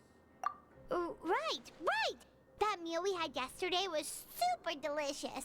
Paimon can still taste it whenever she closes her eyes. Is that so?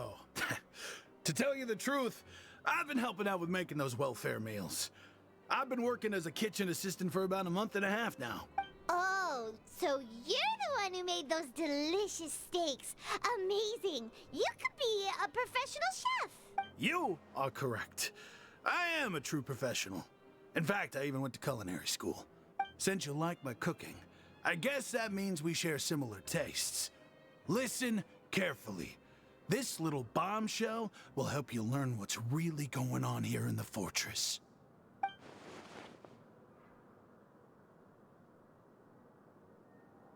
Listen, kids. The power structure within the fortress is quite complicated. The overworlders couldn't care less about us down here. We're basically dogs to them. You've already met the one person here you should never cross, the Duke, Risley. He knows more than you think. And if he doesn't care about something, then he often doesn't bother dealing with it.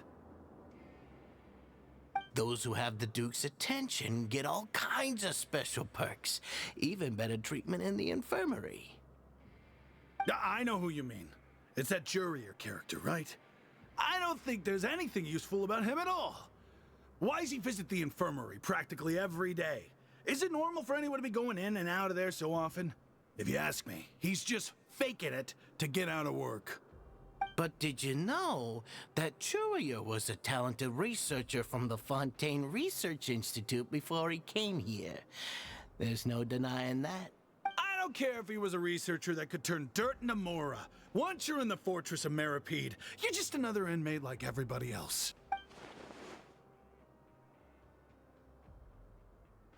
Speaking of which, the last time I saw him, he was passing by in the corridor with Lorvine. I also heard they started arguing in the library and got into a fight, right? You mean he hit a woman? Wow, I never imagined he was that bad. But that Lorvine's also quite the odd one, you know? She's always gabbing away, got into a fight with a man, and she also got sent to the infirmary. Wait a second. You don't think? Do you think could it be that they're secretly meeting there to go on dates? But it's really hard to imagine. After all, I do remember seeing Lorvine beat Juria to a pulp that one time.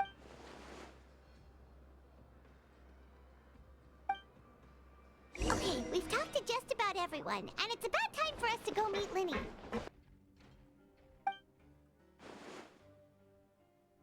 Huh?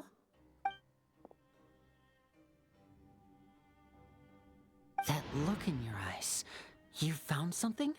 Hey, this is no time to be modest. Just tell him we found a boatload of information. Oh, as expected of the legendary duo. Huh. I'd have never guessed that myself. The rumors swirling about this place are unreliable after all. He is a harbinger after all. I suppose he's much more resourceful than I initially gave him credit for. Unfortunately, this isn't enough for our final report to Father. We need to find out Master Child's exact whereabouts, investigate the internal structure of the infirmary and any active dealings within, and pass those on to me alongside anything else you're able to discover. But also, there's no need to take risks. Don't forget, safety always comes first. My apologies, I just started rambling out of habit. It was almost as if I was talking to my younger brother. But that's not a bad thing, right? All right, then we'll head out as soon as we finish our prep. Let's go our separate ways for now then. Don't forget, we meet here again in 9 days. Stay safe.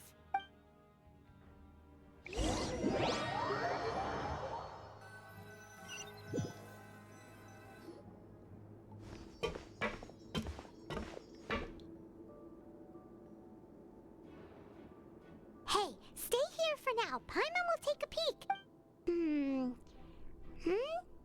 There seem to be several people inside.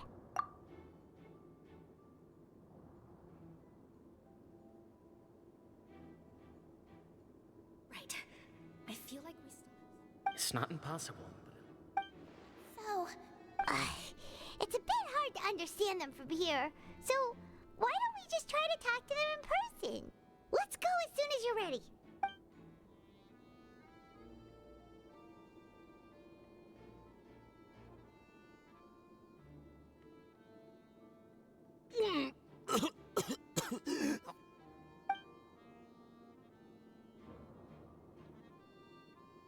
Someone! Please help! He's sick! Whoa, are you okay? Oh my! What's wrong, little one? There's no need to panic. Take a deep breath before you begin. The traveler started complaining of a stomachache, and then nausea, and then collapsed onto the ground. Paimon doesn't know what to do! Freezing limbs, twitching fingers, and pale complexion? Could it be poison? Let me take a look. Please, lie down over here. Don't worry, I'll get you to the bed safely. Here, hold on to my shoulder and walk slowly.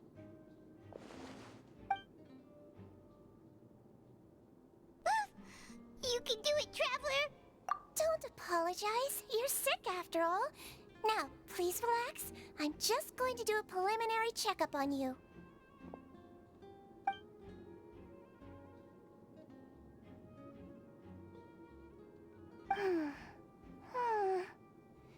I see now. My checkup has confirmed that he's not in any mortal danger. That's our worst fear out of the way. Oh, that's good. But I'll continue my diagnosis of the patient now. Please, relax and take a deep breath. I understand. So that's what it is. I think you just ate something that disagreed with you. That's all. Nothing too serious. So that's what it is. Thank goodness it's not anything more serious. And there have been other inmates complaining about the food recently. Congratulations! The health risk is incredibly low, so you should recover within a couple days. Oh, you're going to take a nap already? Okay then, you get some rest.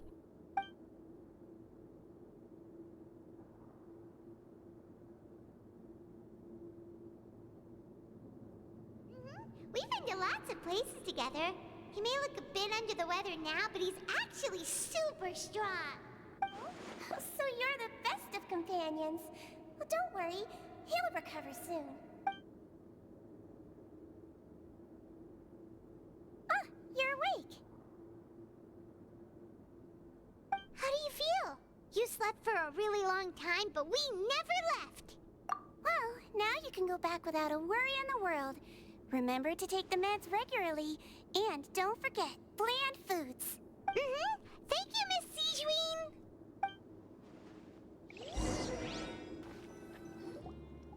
You really are something. To be able to fall asleep like that and even sleep talk the entire No, but you kept... Paimon talked with Sijween.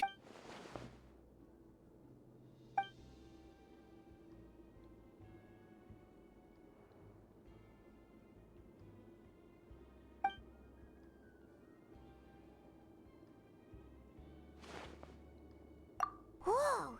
You really are super thorough. All those...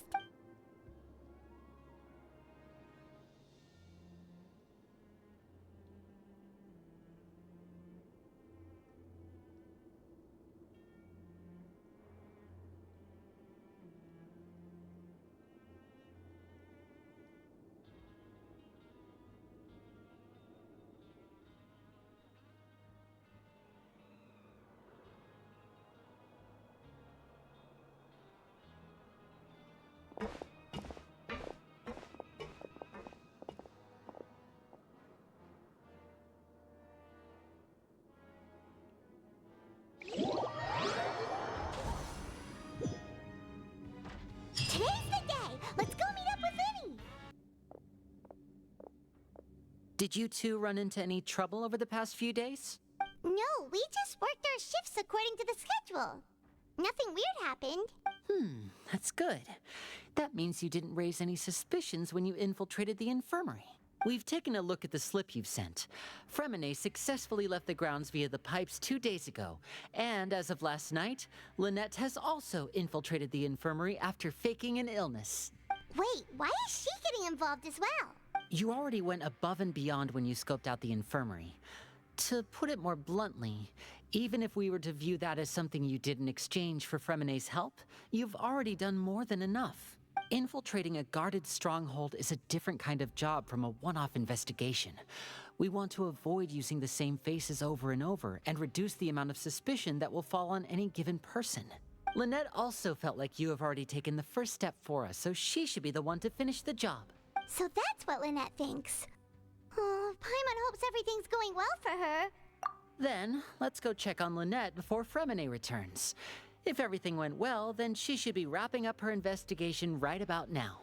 Is now really a good time to go over? According to my observations, Sijween always spends around half an hour away from the infirmary right before lunch.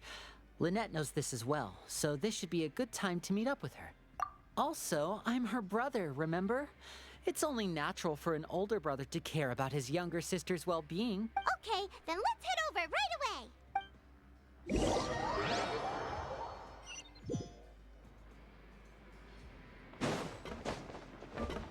What's the hurry?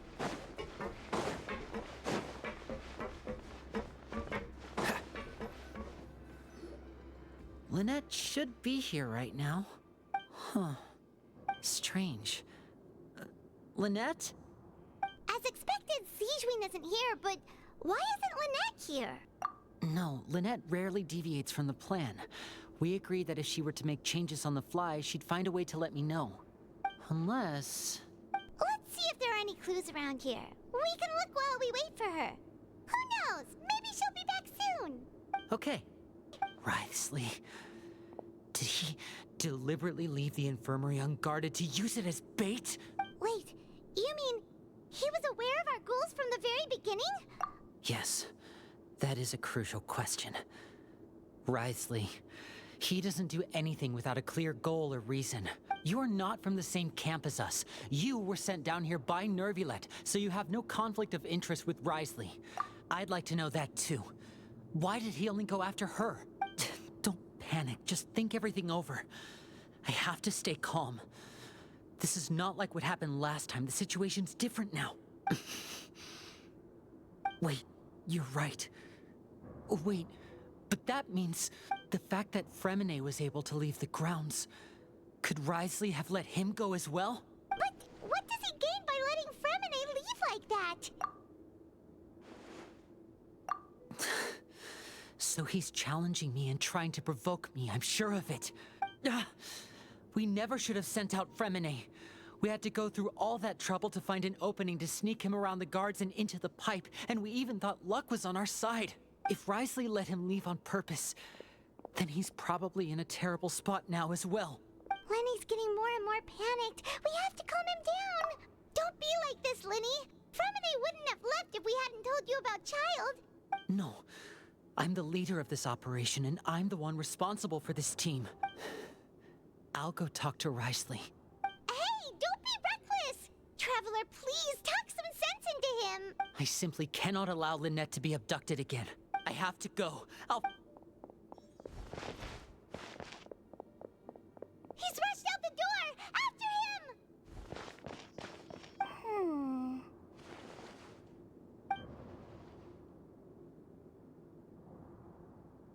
Right.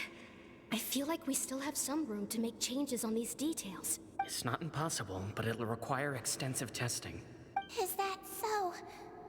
Very well. Then please be mindful of the time. Huh? Is someone? Pack everything up. Whoever's outside is eavesdropping. They'll probably come in once we stop talking. Someone! Please help! He's sick!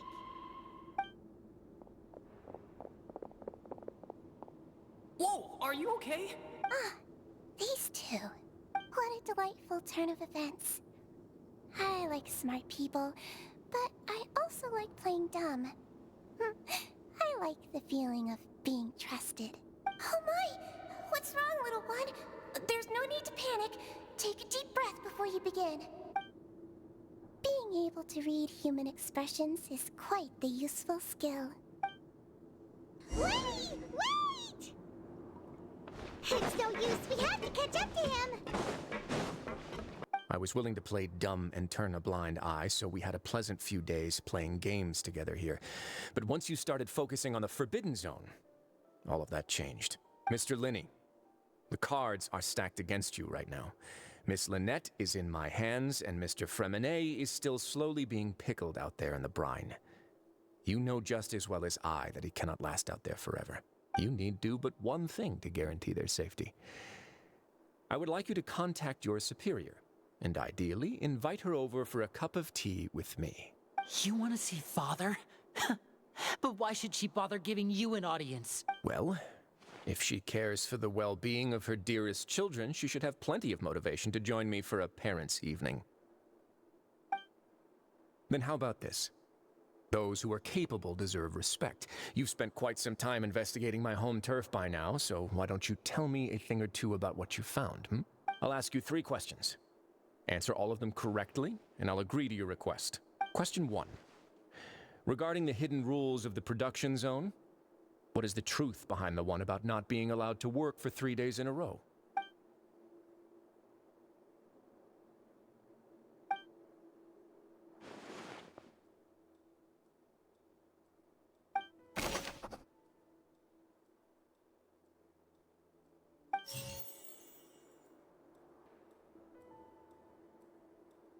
I've been told that the infirmary is always empty for the half hour just before lunch.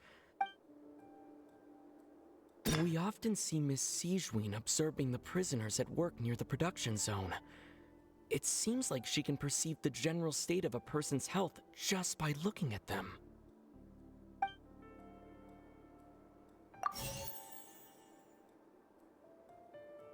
Fonta's internal report suggests that they're starting a new trial of an unnamed and unpackaged product. But the I've been told that the infirmary is always empty for the half hour just before.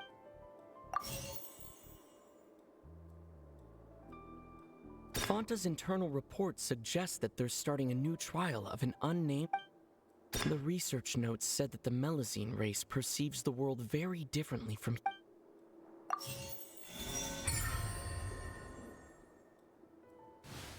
so that's what's going on. Paimon understands it now. Who would have guessed? The hidden rule of the production zone. People are not supposed to work 3 days in a row, and if they do, they'll get strange meat in their welfare meal. At first, we thought this strange meat must have something to do with the people who disappeared, but in reality, they were all prepared by Sijween, the head nurse. She often visits the production zone to observe the workers' health and makes a note of anyone who has worn themselves out after 3 full days of work. Out of her sense of duty as the head nurse, as well as her genuine concern for the workers' health, Sijween visits the cafeteria right before lunch and cooks an extra dish for those who can use the stamina boost. Sijween has only the best intentions with her surprise gift. Unfortunately, Melazines as a race perceive the world differently from humans, and their sense of aesthetics is even more alien to us. The recipients of her lovingly prepared special meals cannot taste the care within and usually just freak out. Are we on the right track? Not bad. You've uncovered Sijween's secret and even guessed her intentions correctly as well. All right, now for my next question. There are also some hidden rules in the Pancration Ring, including the one that you're not allowed to support both sides of a fight. Why is that?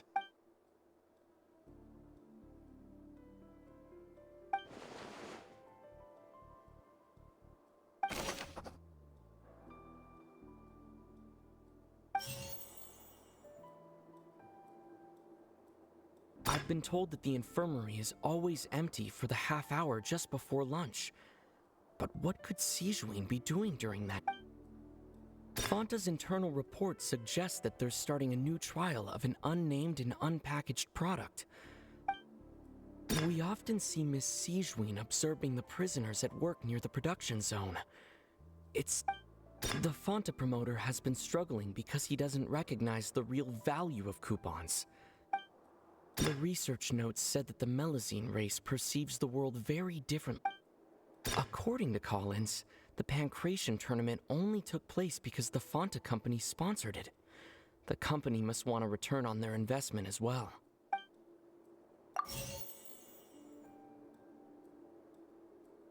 Fonta's internal report suggests that they're starting a new trial of an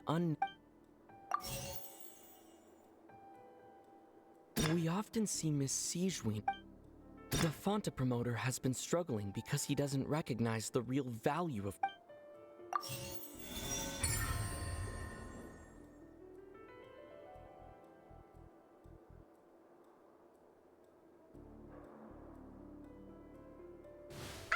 Paimon gets this rule too now, so there really was nothing to be afraid of. That hidden rule of the Pancration Ring is about how, people are not supposed to bet on both boxers at the same time. And if they do, they'll receive a package containing a strange, blood-colored liquid. People get scared when they see it because they've subconsciously begun to associate it with the missing boxer.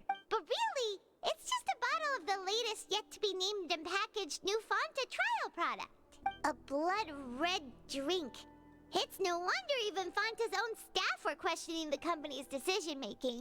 The company, facing backlash from its own staff, decided to try to trial the product on a smaller scale, to see how it might be received by customers. They came to the Fortress of Meropide and offered to sponsor the Pancration tournament, so the Duke, knowing how valuable coupons are in the fortress, knew that only total idiots who didn't understand their true value would bother buying a Fonta product here.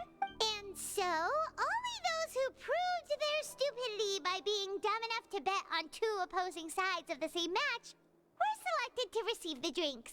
I acknowledge the effort you've put into bringing the truth of this mystery to light. I believe I hear footsteps. 'Paimon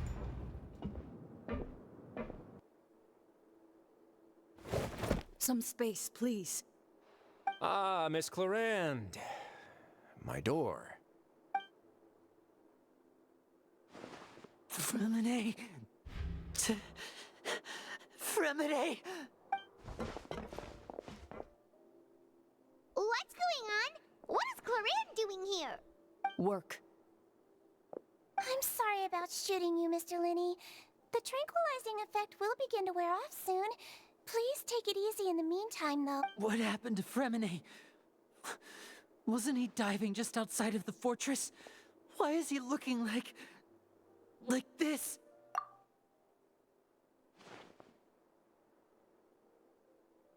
A flushed face, an accelerated pulse.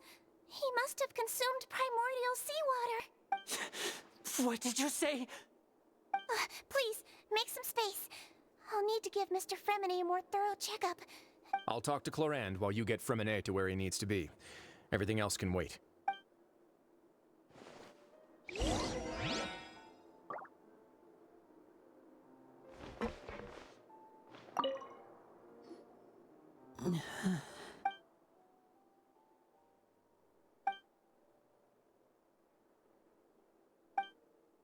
How is he?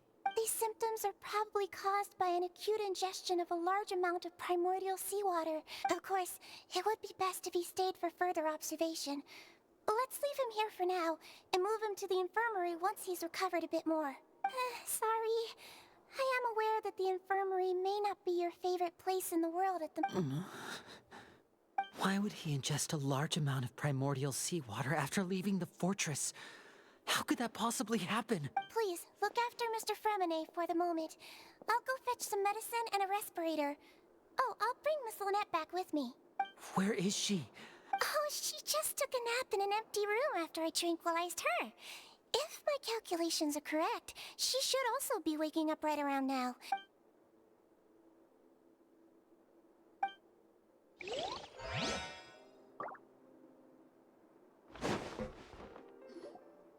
What's that look on your face? I thought I made good time on the way back. Oh, I'm just admiring your punctuality. Had you arrived just a few minutes later, Sigewinne may have been forced to shoot Mr. Linney again. How's the situation out there? The water has changed. It's pretty much as expected. The concentration of primordial seawater has increased significantly. I was only out there a short time, so it wasn't too bad. But if one were to stay for any significant amount of time, well, you can see how that boy's doing. Where was he when you found him? The abandoned zone at the end of the pipes. A good distance into the water. Closer than I thought. He must have recognized it early on and tried desperately to swim back. Locking the door was necessary. I don't think we could have saved two. Well, I did try to convince him that I had my reasons. Never seems to work, though. It would probably work on Neuvillette. He has a knack for picking out who had good intentions, even when the outcomes were all terrible. It's a bad sign if you're having to plead your case to Neuvillette. Want some tea? Not particularly. If you want to drink some that badly, just say so. Fine, I'd like to get some tea. Want me to get you a cup too, since I've already made it? Might as well then, I suppose. Actually, do you have a towel? I would like to dry my hair.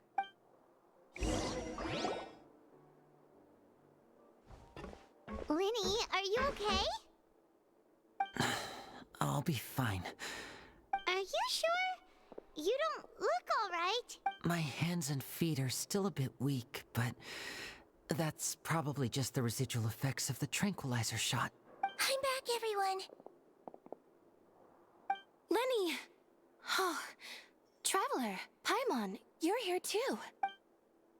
Fremine? Is he... He'll be fine. But for now, please help me lift him up.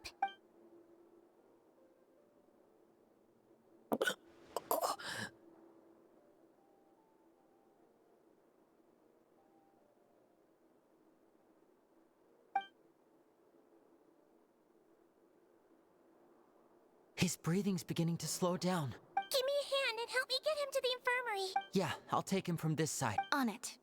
Traveler, you seem pretty worried about him. Want to come with us? Traveler. Paimon. It's been so long. The sea. There's something wrong with the seawater. Shh, it's okay. We can talk about it after you've recovered. No, listen to me. This is really serious. There's primordial seawater mixed into the regular seawater. Pipes. Right, the pipes. It's all coming back to me now.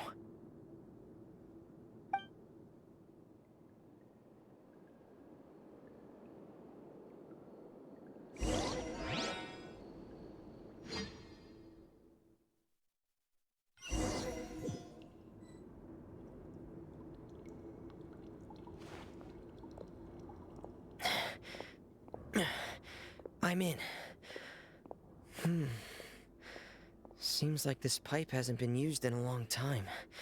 It looks abandoned.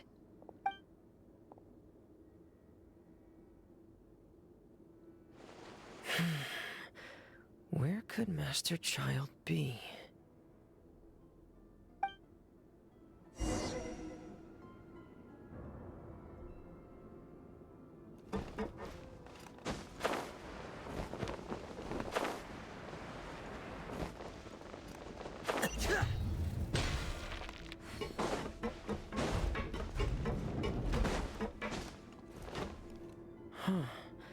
This mechanism looks like it's been tampered with. Could he have done it?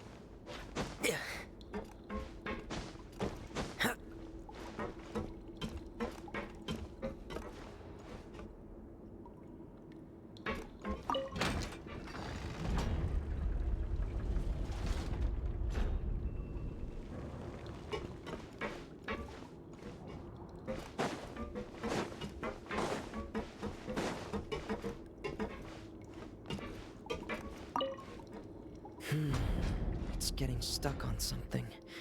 Seems like I'll have to avoid those obstacles while I turn it.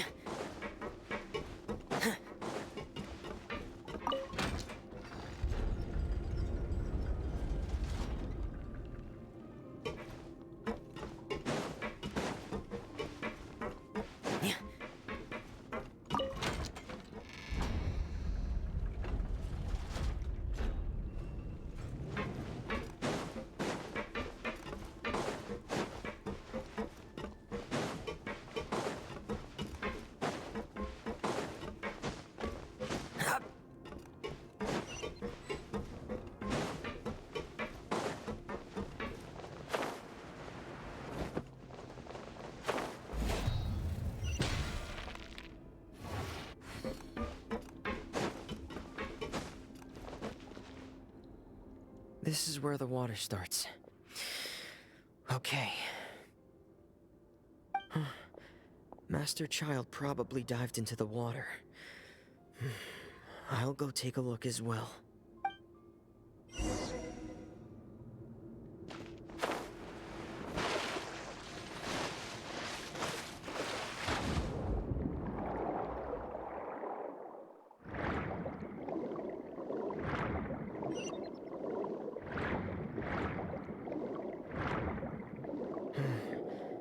The vegetation here is a bit more sparse. These traces aren't natural. A person must have left them, and recently. I should be going in the right direction. There are traces here too. I need to keep going. The traces are gone. But I don't see where he could have gone from here. Wait. What the...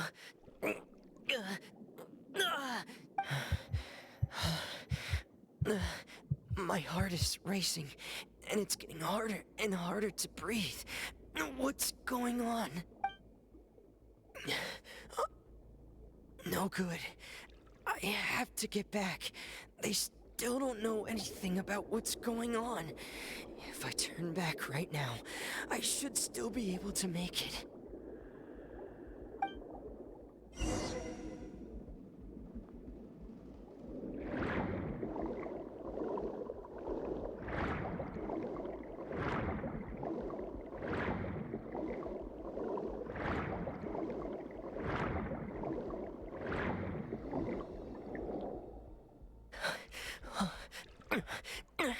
I can't die here.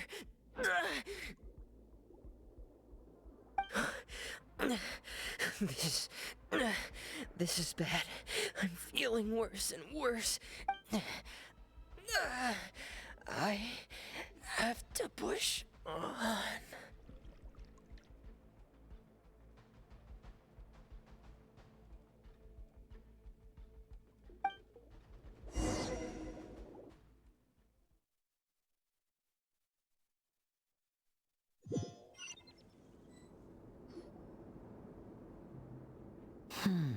So, in other words, the trail you were following vanished, and you had no idea where Master Child could have gone, but there was also no obvious place for him to have disappeared to. That's right. I tried my best to swim back, but I had already put some distance between myself and the fortress, and I just couldn't find the strength to keep going. I probably passed out some time after that, and you know the rest. Miss Clarande brought you back, but we also don't know why she just suddenly appeared at the fortress, or why she went out to save you. Miss Clarande, you say? I must go thank her in person. Thank you.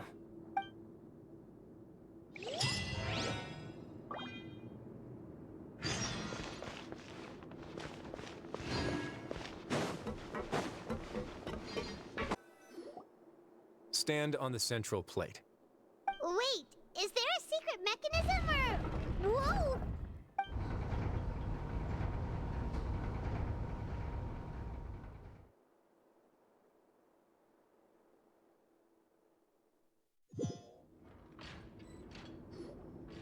So, this is the Forbidden Zone? Honestly, for a place so well hidden, Paimon sure doesn't see anything special. What a huge door! There are 3 such isolation gates in total. Generally speaking, I'm the only one who's allowed to go inside. Am I correct to assume you're going to run on back and tell your little Fatui friends everything? Well, Paimon wasn't thinking of keeping anything from them. Well, I'd advise you wait until you've seen the whole truth of this place for yourself before deciding whether or not to tell them.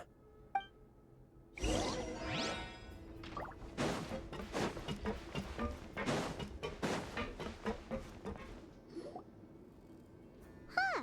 So there's a switch on the side. Stand back.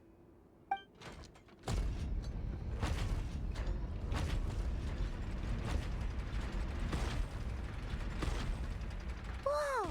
They all just went up one by one. Go on, have a look.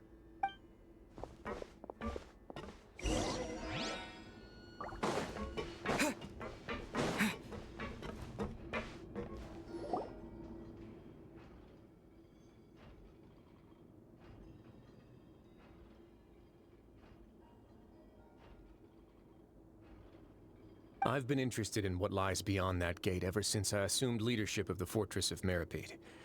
Of course, it would be unwise to recklessly open it, but it'd also be risky and negligent to simply ignore any potential danger that could be behind it. The readings on that dashboard have not budged since the day when I first laid eyes on this place. But over the past year, the needle has crept upwards from its original position, likely because some parameter it's been tracking has changed, if only infinitesimally. Normally, I would have ignored it, but I happened to have some free time when I noticed it, so I investigated. Any guesses what the reading could be tracking? Very reasonable guesses. I've considered both of those as well. The temperature should vary with weather and climate changes, so for something that rarely shifts, the water pressure is more likely. We ran a few tests to increase the pressure from the outside, but the readings didn't change at all. Later on, a few more possibilities occurred to me, such as a potential connection with the primordial sea. I began to make a few preparations based on that hypothesis. Over the past few days, the needle has moved again. With that, and the symptoms that Fremine displayed after leaving the fortress, I can now confidently conclude that the readings represent the concentration of primordial seawater in the seawater nearby. The concentration of primordial seawater? But we're already under the sea! And that is precisely the problem. We're at the bottom of the sea, and now we're surrounded by toxic seawater. Somehow, primordial seawater got mixed in, and the concentration is steadily rising. Yes, that's very likely. But forget about the two of us. Not even Novelette knows where the primordial sea could be, much less where we could find and plug a leak. Oh. Oh! Seems like you've figured it out. I believe the primordial sea lies directly beneath this sluice gate. For some reason, the primordial seawater levels have risen significantly, and it's now very close to us. The indicators are now red. Although the gate still stands, some primordial seawater has already leaked out and mixed into the sea around us. If this continues, soon it will no longer be able to hold back the primordial sea at all. Yeah, you know what the legends say. If this place falls, then everyone in Fontaine will be turned into puddles in the span of a night. But that's just too weird! Why would the Fortress of Meripede be built right above a sluice gate for the primordial sea? Who built this place anyway? Your expression tells me you think this might be part of a vast, complicated conspiracy. To be honest, you might find the actual answer may be exceedingly boring. It's just that the secret of the Forbidden Zone had been long forgotten by the nation before I rediscovered it with my research. There's no single founder of the Fortress of Meripede in any traditional sense. What we know about its history has been left to us by the people who used to live here. When the previous Hydro Archon Egeria ruled the land, all convicted criminals from Fontaine were exiled. The people drove the criminals away like a wolf pack chasing away the banished. The criminals received no sympathy of any kind from the people. They were exiled to the desolate seaside, where they experienced only pain, struggle, and the bone-chilling cold. Some of them began to repent, and prayed to the Hydro Archon, asking if there was still anything they could do. The Hydro Archon took pity on them, and said, "You may go guard my secret, deep underneath the waves." And so, leaning on the power of the Hydro Archon, they gathered underneath the sea and began to build a fortress. They became a community down there in the deeps, and over the years helped it to grow. As the number of exiles increased, more and more people joined the community. When the first group of exiles died, they left the yet unfinished fortress to their successors. The Hydro Archon continued to lend her support, allowing the fortress and what it stood for to continue growing ever larger. Before long, this dark underwater fortress became the sinner's only home. And with that, the people here stopped referring to the fortress as a prison. They saw themselves as repenting sinners who would regain their freedom once they had sufficiently redeemed themselves. But as time went on, people also realized that the fortress was a lonely place. Once they had gotten used to life here, they could no longer feel comfortable living in the overworld. Once they had finished serving their sentences, some people left and some others chose to stay. They'd find some idle position and let their withered souls fade away with the ancient secrets of the past. After many, many centuries, few people still remember the reason for the fortress's founding. Now they just see it as an integral pillar of Fontainian society, as the place where criminals deserve to be sent. Now and again, researchers manage to break one law or another and live out their days in the fortress. I learned all this from an elderly historian. Everyone else just thought he'd made it all up. But now you know every part of that history is true. Indeed. It's just as the prophecy says. If this gate fails, then everyone will be dissolved into the sea. To be frank, not really. But sadly, that hasn't stopped this prophecy from proving all too accurate. Prophecies are troublesome things. Just hearing one will create the first wave of panic. Seeing signs of it will bring about the second, and actually witnessing it in real time, the third. Let's go somewhere else. I want to show you something.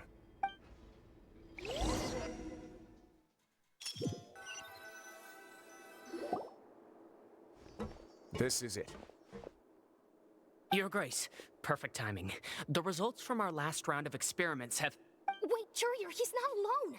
Huh? Lorvine and Jurier? No need to panic, you two. I've already told them about our plan. What? After you warned us not to tell a single soul about any of this? I'm skeptical as well. Are you sure they are trustworthy? The results speak for themselves, don't they? These two may already know more than you could ever imagine. All right then, if Your Grace insists. They seem harmless enough, so I'll trust them for now. Well, how about some reintroductions? This is Jurier, one of the highest-ranked researchers from the Fontaine Research Institute. He used to work under Edwin.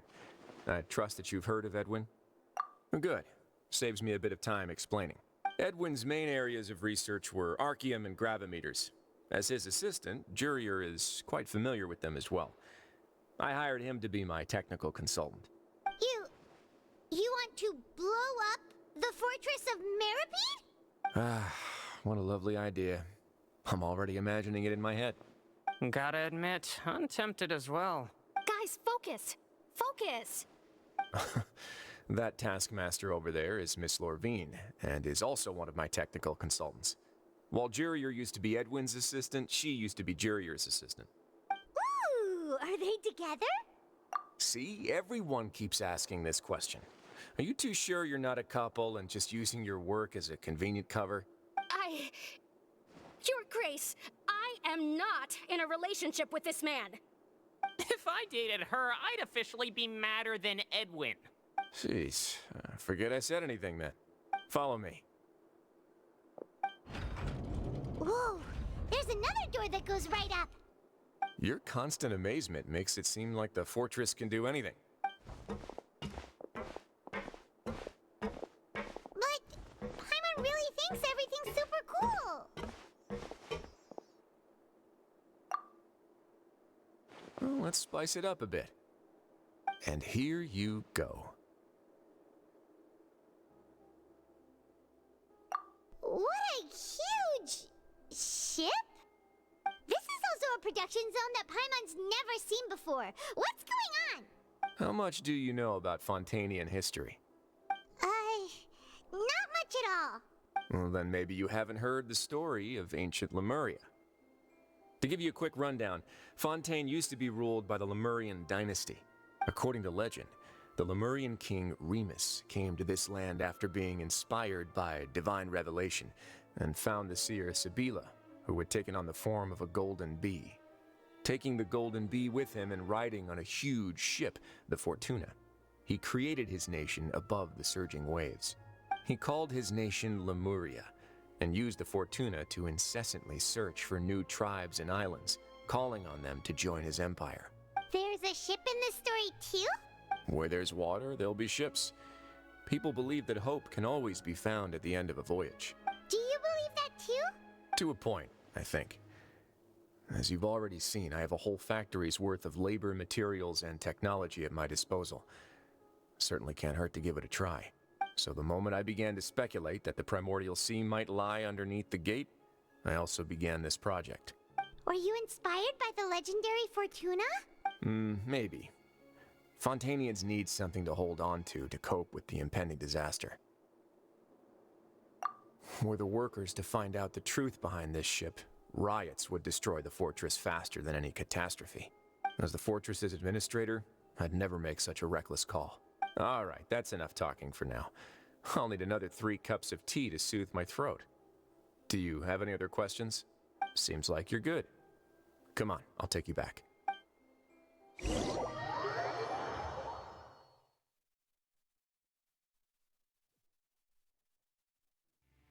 I'll leave you here for now. Oh, thank you so much. No worries. But don't forget, it's up to you whether or not you want to share what you just saw.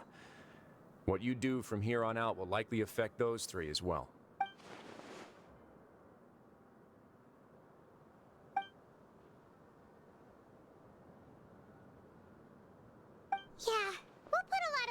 it for sure. Great. I look forward to what happens next.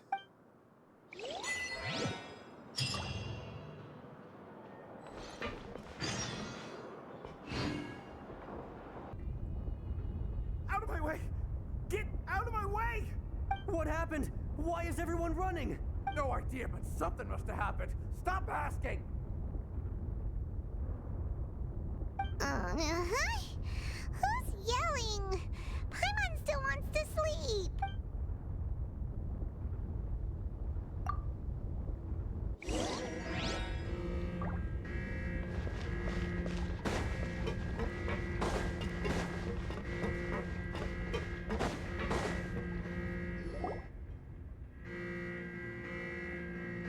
What happened?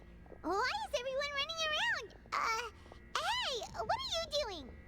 No time to explain, mate. Goodbye. Hey, wait! What's wrong with these people? They won't even talk to us. They're here! Yeah, there you are! Oh, thank goodness! Quisto and Laveroon, do you know what happened here? We came here especially to inform you. Something seems to have gone terribly wrong just now. His Grace is telling everyone to evacuate and get out of here. Laveroon was saying you two are new here and you don't have many friends, so you might slip through the cracks. Haven't you heard all the stories like that? An evacuation is successfully completed, yet you only find out once you do a head count that 1 or 2 people are missing. Wait, weren't you the one who brought that up? Hey, shut up! Okay, whatever. The point is, you should come with us. Yeah, he said to get as far away as possible, upwards and outwards.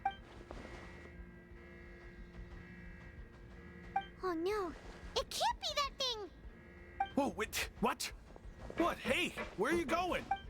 We have to go find the Duke! You two just go and get out! Go on without us! Hey, hey! Be careful! Attention! Please evacuate upwards and outwards, upwards and outwards. If you're already at the topmost layer, then try to move as far outwards as possible.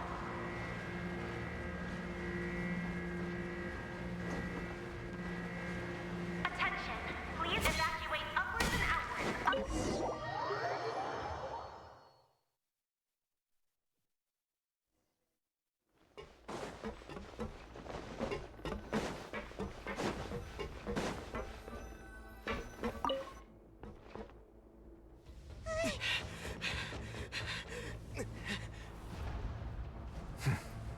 They're here. Just like I said. We have it!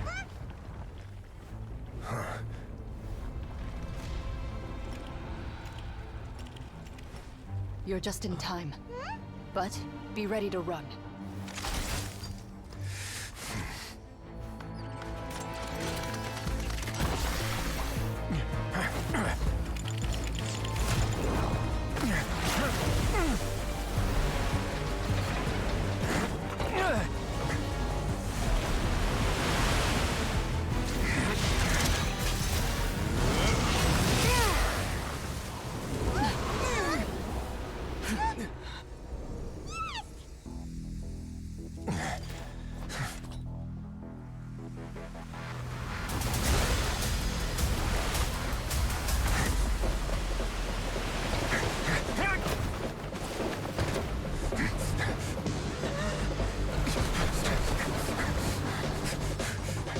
Three, 2, 1.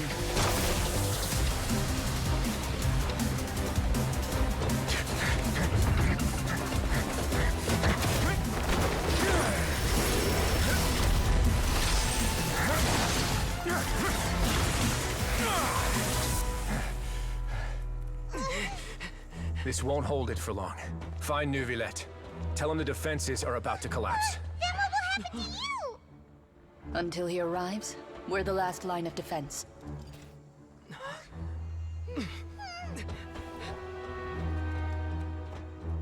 The gate. How long do you think it'll hold? That depends on us.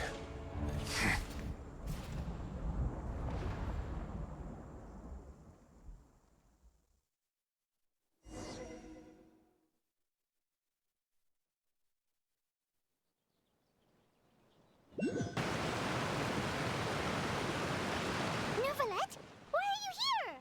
Traveler, I need you to head to the Opera House immediately. Farina will soon be meeting with the knave there. You must protect Farina, and make sure she doesn't spend too much time alone with her. Will do. You have my sincerest gratitude. It is my pleasure to make your acquaintance, traveler. I have heard much of your accomplishments.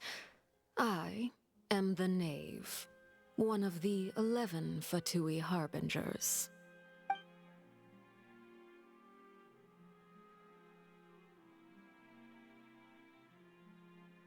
I've already prepared seats for you. Come, sit beside me. Perhaps you two are unaware of how Miss Farina and I do things. You see, we actually recently agreed to get together for tea when we had the time.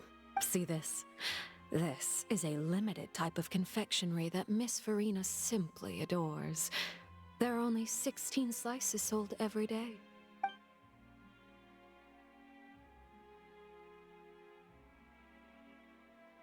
Traveler, what do you think of this cake?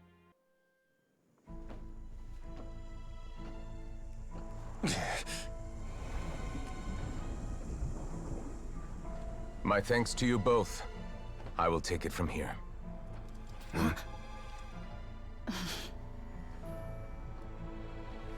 Sure you don't need a hand? Quite sure. Wow. So, what's your secret, huh? Let me guess. Nah, who knows? Maybe it's just your sense of responsibility. Sounds about right.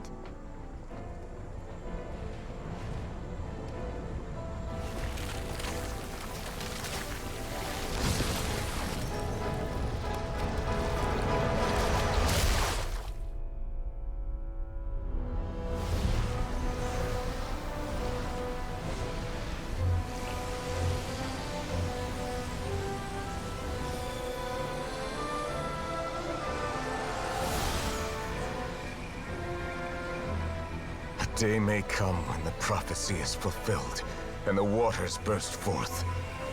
But it is not this day! This ancient power could easily obliterate an entire race. A tsunami of fury would unleash endless catastrophe.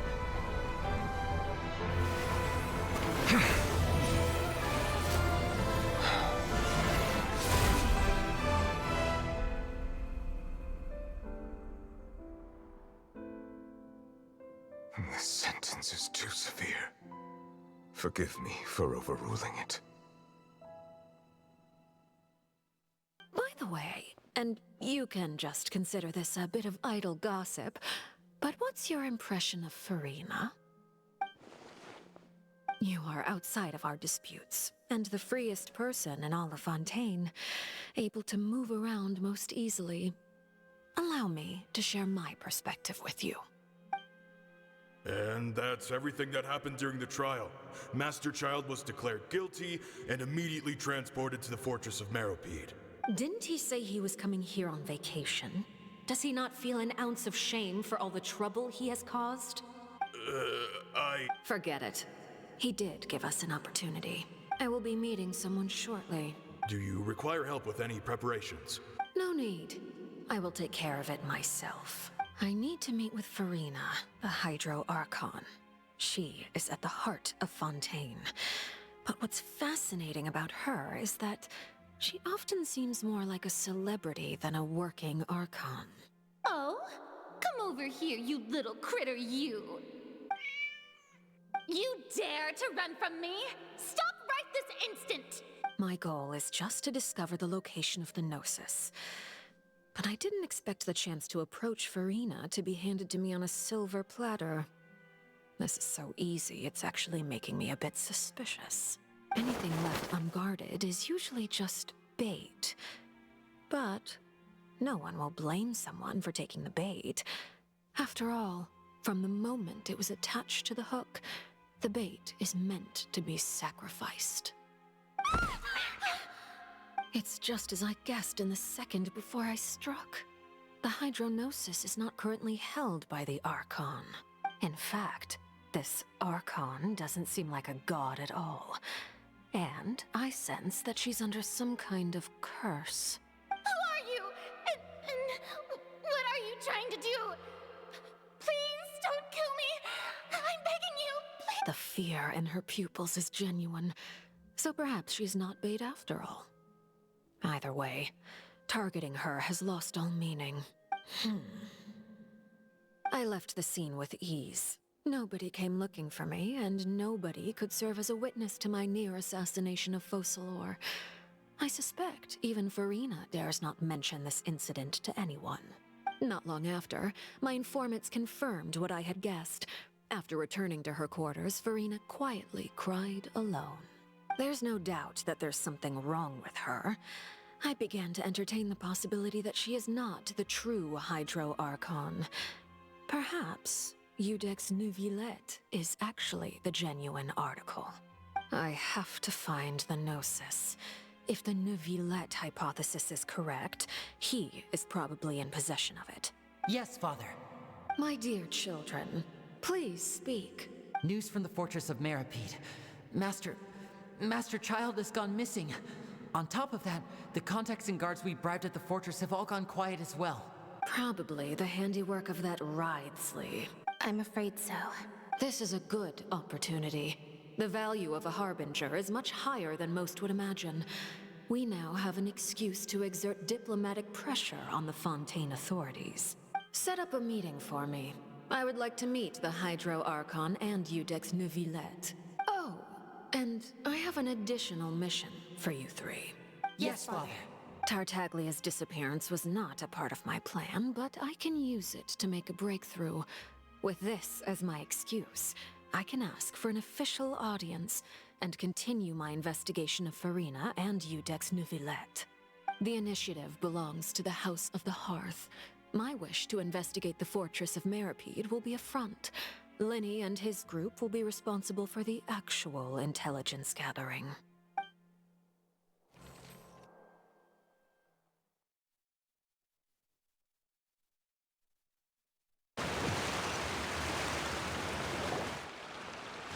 You should know the rest. Linny's group is quite close to you, so they wouldn't have hidden anything from you. You attacked the Hydro Archon? It wouldn't mean anything, even if you shouted it from the rooftops. After all, even Farina herself is still pretending that nothing of that sort ever happened. Alright then. I've now had 2 chances to enjoy tea with Farina. I have to say, the leadership of Fontaine is even more inscrutable than I had imagined. I am a servant of Her Majesty the Tsaritsa. Over my years of service, I've learned how a real Archon conducts and carries themselves. Whether Iudex Neuvillette or Farina, neither fits the bill. It's hard to imagine either of them as the Archon. Of course, that is all just how I feel. Gut feelings often do not require justification.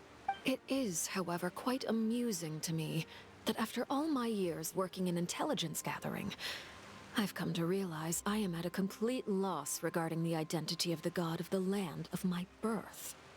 Don't you think Fontaine is quite intriguing? A catastrophe looms, yet many secrets have yet to rise to the surface. It looks like Fontainians will have no choice but to save themselves.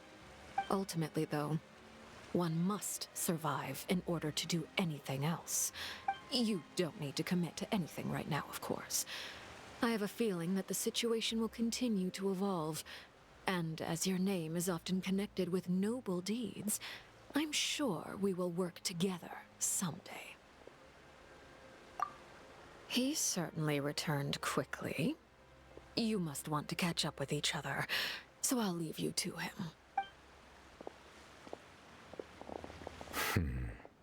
Neuvillette, is it over? For now, yes. But this issue will prove quite thorny in the long term. I'm concerned that sooner or later the prophesized events will occur. Thank you for protecting Farina. To put it simply, I used my power to force back the primordial sea and reseal the sluice gate.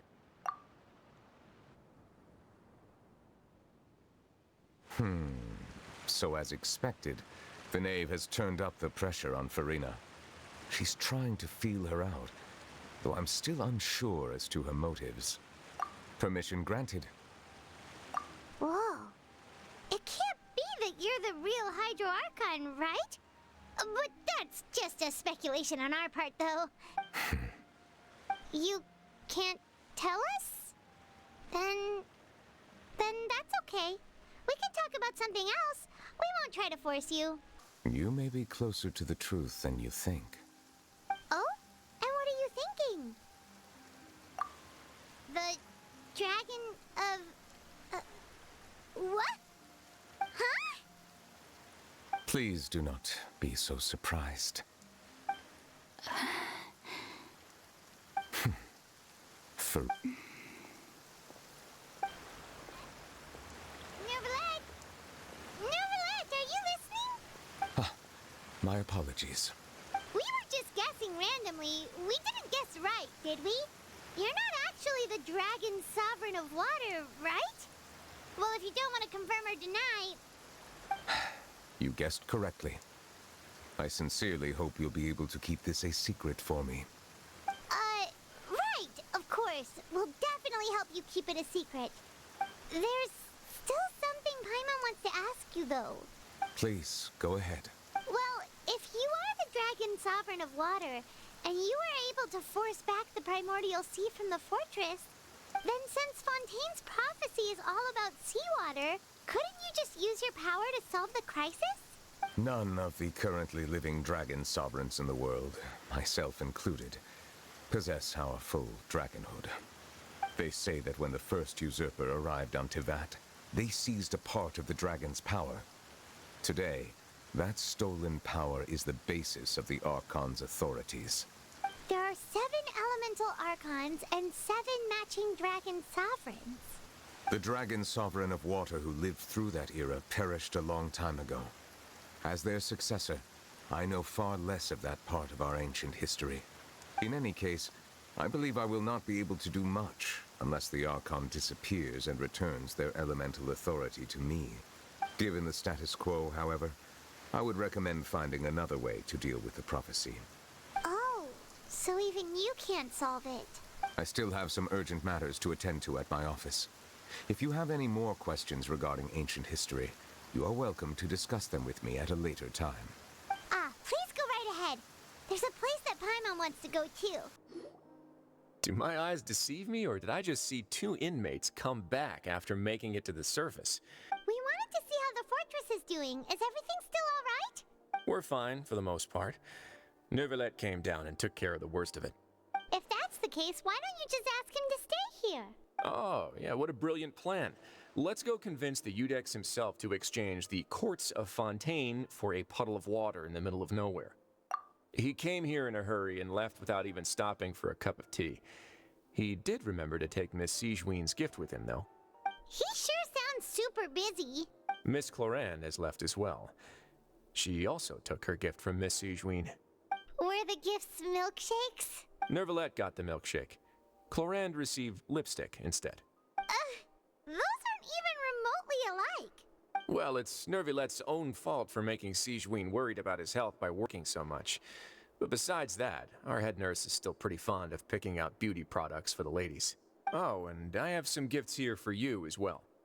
Are these from Sigewinne too? Nope, they're from yours truly.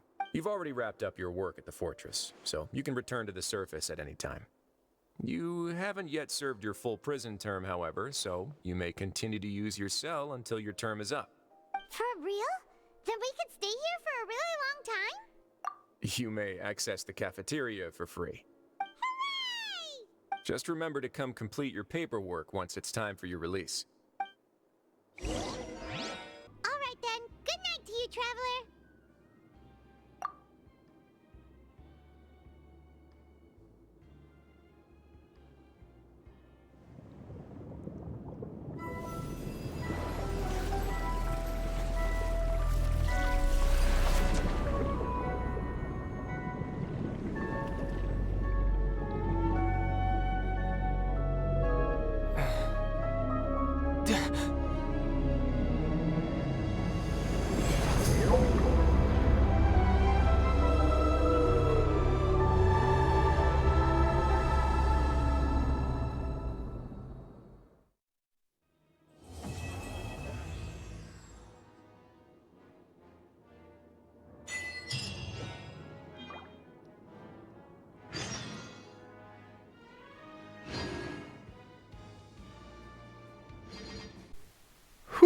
Am terminat și actul 4. Am zis că fac numai 3, până la urmă am făcut 3 și 4.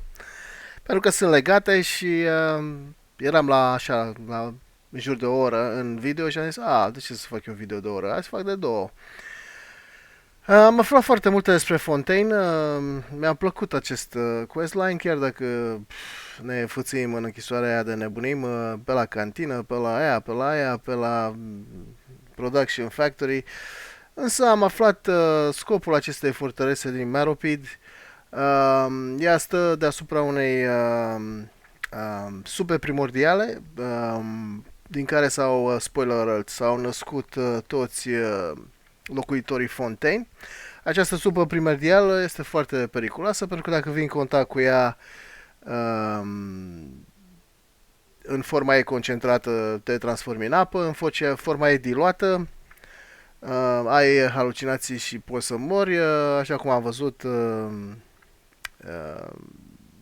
Multe personaje au fost transformate în apă de acest villain pe care l-am adus în fața justiției în actul 3. În actul 4 își face apariția și The Knave, unul din cei mai importanți fatui Harbingers. Vine aparent ea e din Fontaine, născută în Fontaine. Aparent ea investigează dispariția lui Child. Child a fost acuzat pe nedrept, pus în închisoarea Meropid. Și The Knave, subordonatul lui Țarița, a fost trimis în misiune specială să investigheze ce s-a întâmplat cu Child. Mă rog, asta zice ea. Însă eu cred că scopul adevărat este să vadă să facă un assessment, să vadă cât de puternic este acest Hydro Archon, Furina. Aparent ea e cam praf, nu are nici Gnosisul Hydro asupra ei. Unul din zvonurile din Fortress of Meropid este că Gnosisul Hydro de fapt ar fi situat undeva într-un safe secret în închisoare. Iar eroul nostru e aproape de final cu sentința, mai are câteva zile și poate să iasă afară. Deci mă aștept ca actul 5 să înceapă tot în închisoare, că încă nu am terminat de executat sentința noastră de 45 de zile. Și ce să mai spun? De-abia aștept să fac actul 5, Masquerade of the Guilty. Acest act va fi, după cum zice și titlul, focusat pe o judecată, un tribunal, o judecată ai cuiva important în joc. Bănuiesc că o să aflăm și mai multe detalii despre Fontaine și ce e cu acea balenă gigantică pe care am văzut-o la final, chiar la final, în visul lui Ether, în care l-am văzut pe Child plutind în apă și o balenă gigantică deasupra lui. Bănuiesc că l-a salvat de la nec, dar acea balenă va avea un rol destul de important în finalizarea acestei povești, acestui act 5 și bănuiesc că și 6. Deși Archon Quest-urile, actele, ultimele acte, actul 6 de obicei e un act ăsta mai sărbătoresc, fără evenimente senzaționale. După cum ați văzut în Sumeru, actul 6 a fost ăla, Caribert, ne-am văzut cu Pițiș Frițiș ăla de Helicel posedat de Abyss. Mă aștept ca și actul 6 în Fontaine să fie ceva similar, pentru că în continuare totul e despre fatui. N-am prea văzut cine știe ce chestii abisale și mă aștept ca actul 6 din Fontaine să fie despre Abyss și să ne trimită în Natlan, că acolo vrem să ajungem, nu? Bun, asta a fost video de azi. Următorul video 24 o să fie cu actul 5 și dacă totul decurge bine o să fac și pe 6, dar acum să vedem cât de lung e actul 5. Pentru că e o judecată cu multă vorbărie, o să tai eu ce pot, dar las secvențele mai importante să se desfășoare. Ne vedem la video următor, fraților. O seară bună, la revedere!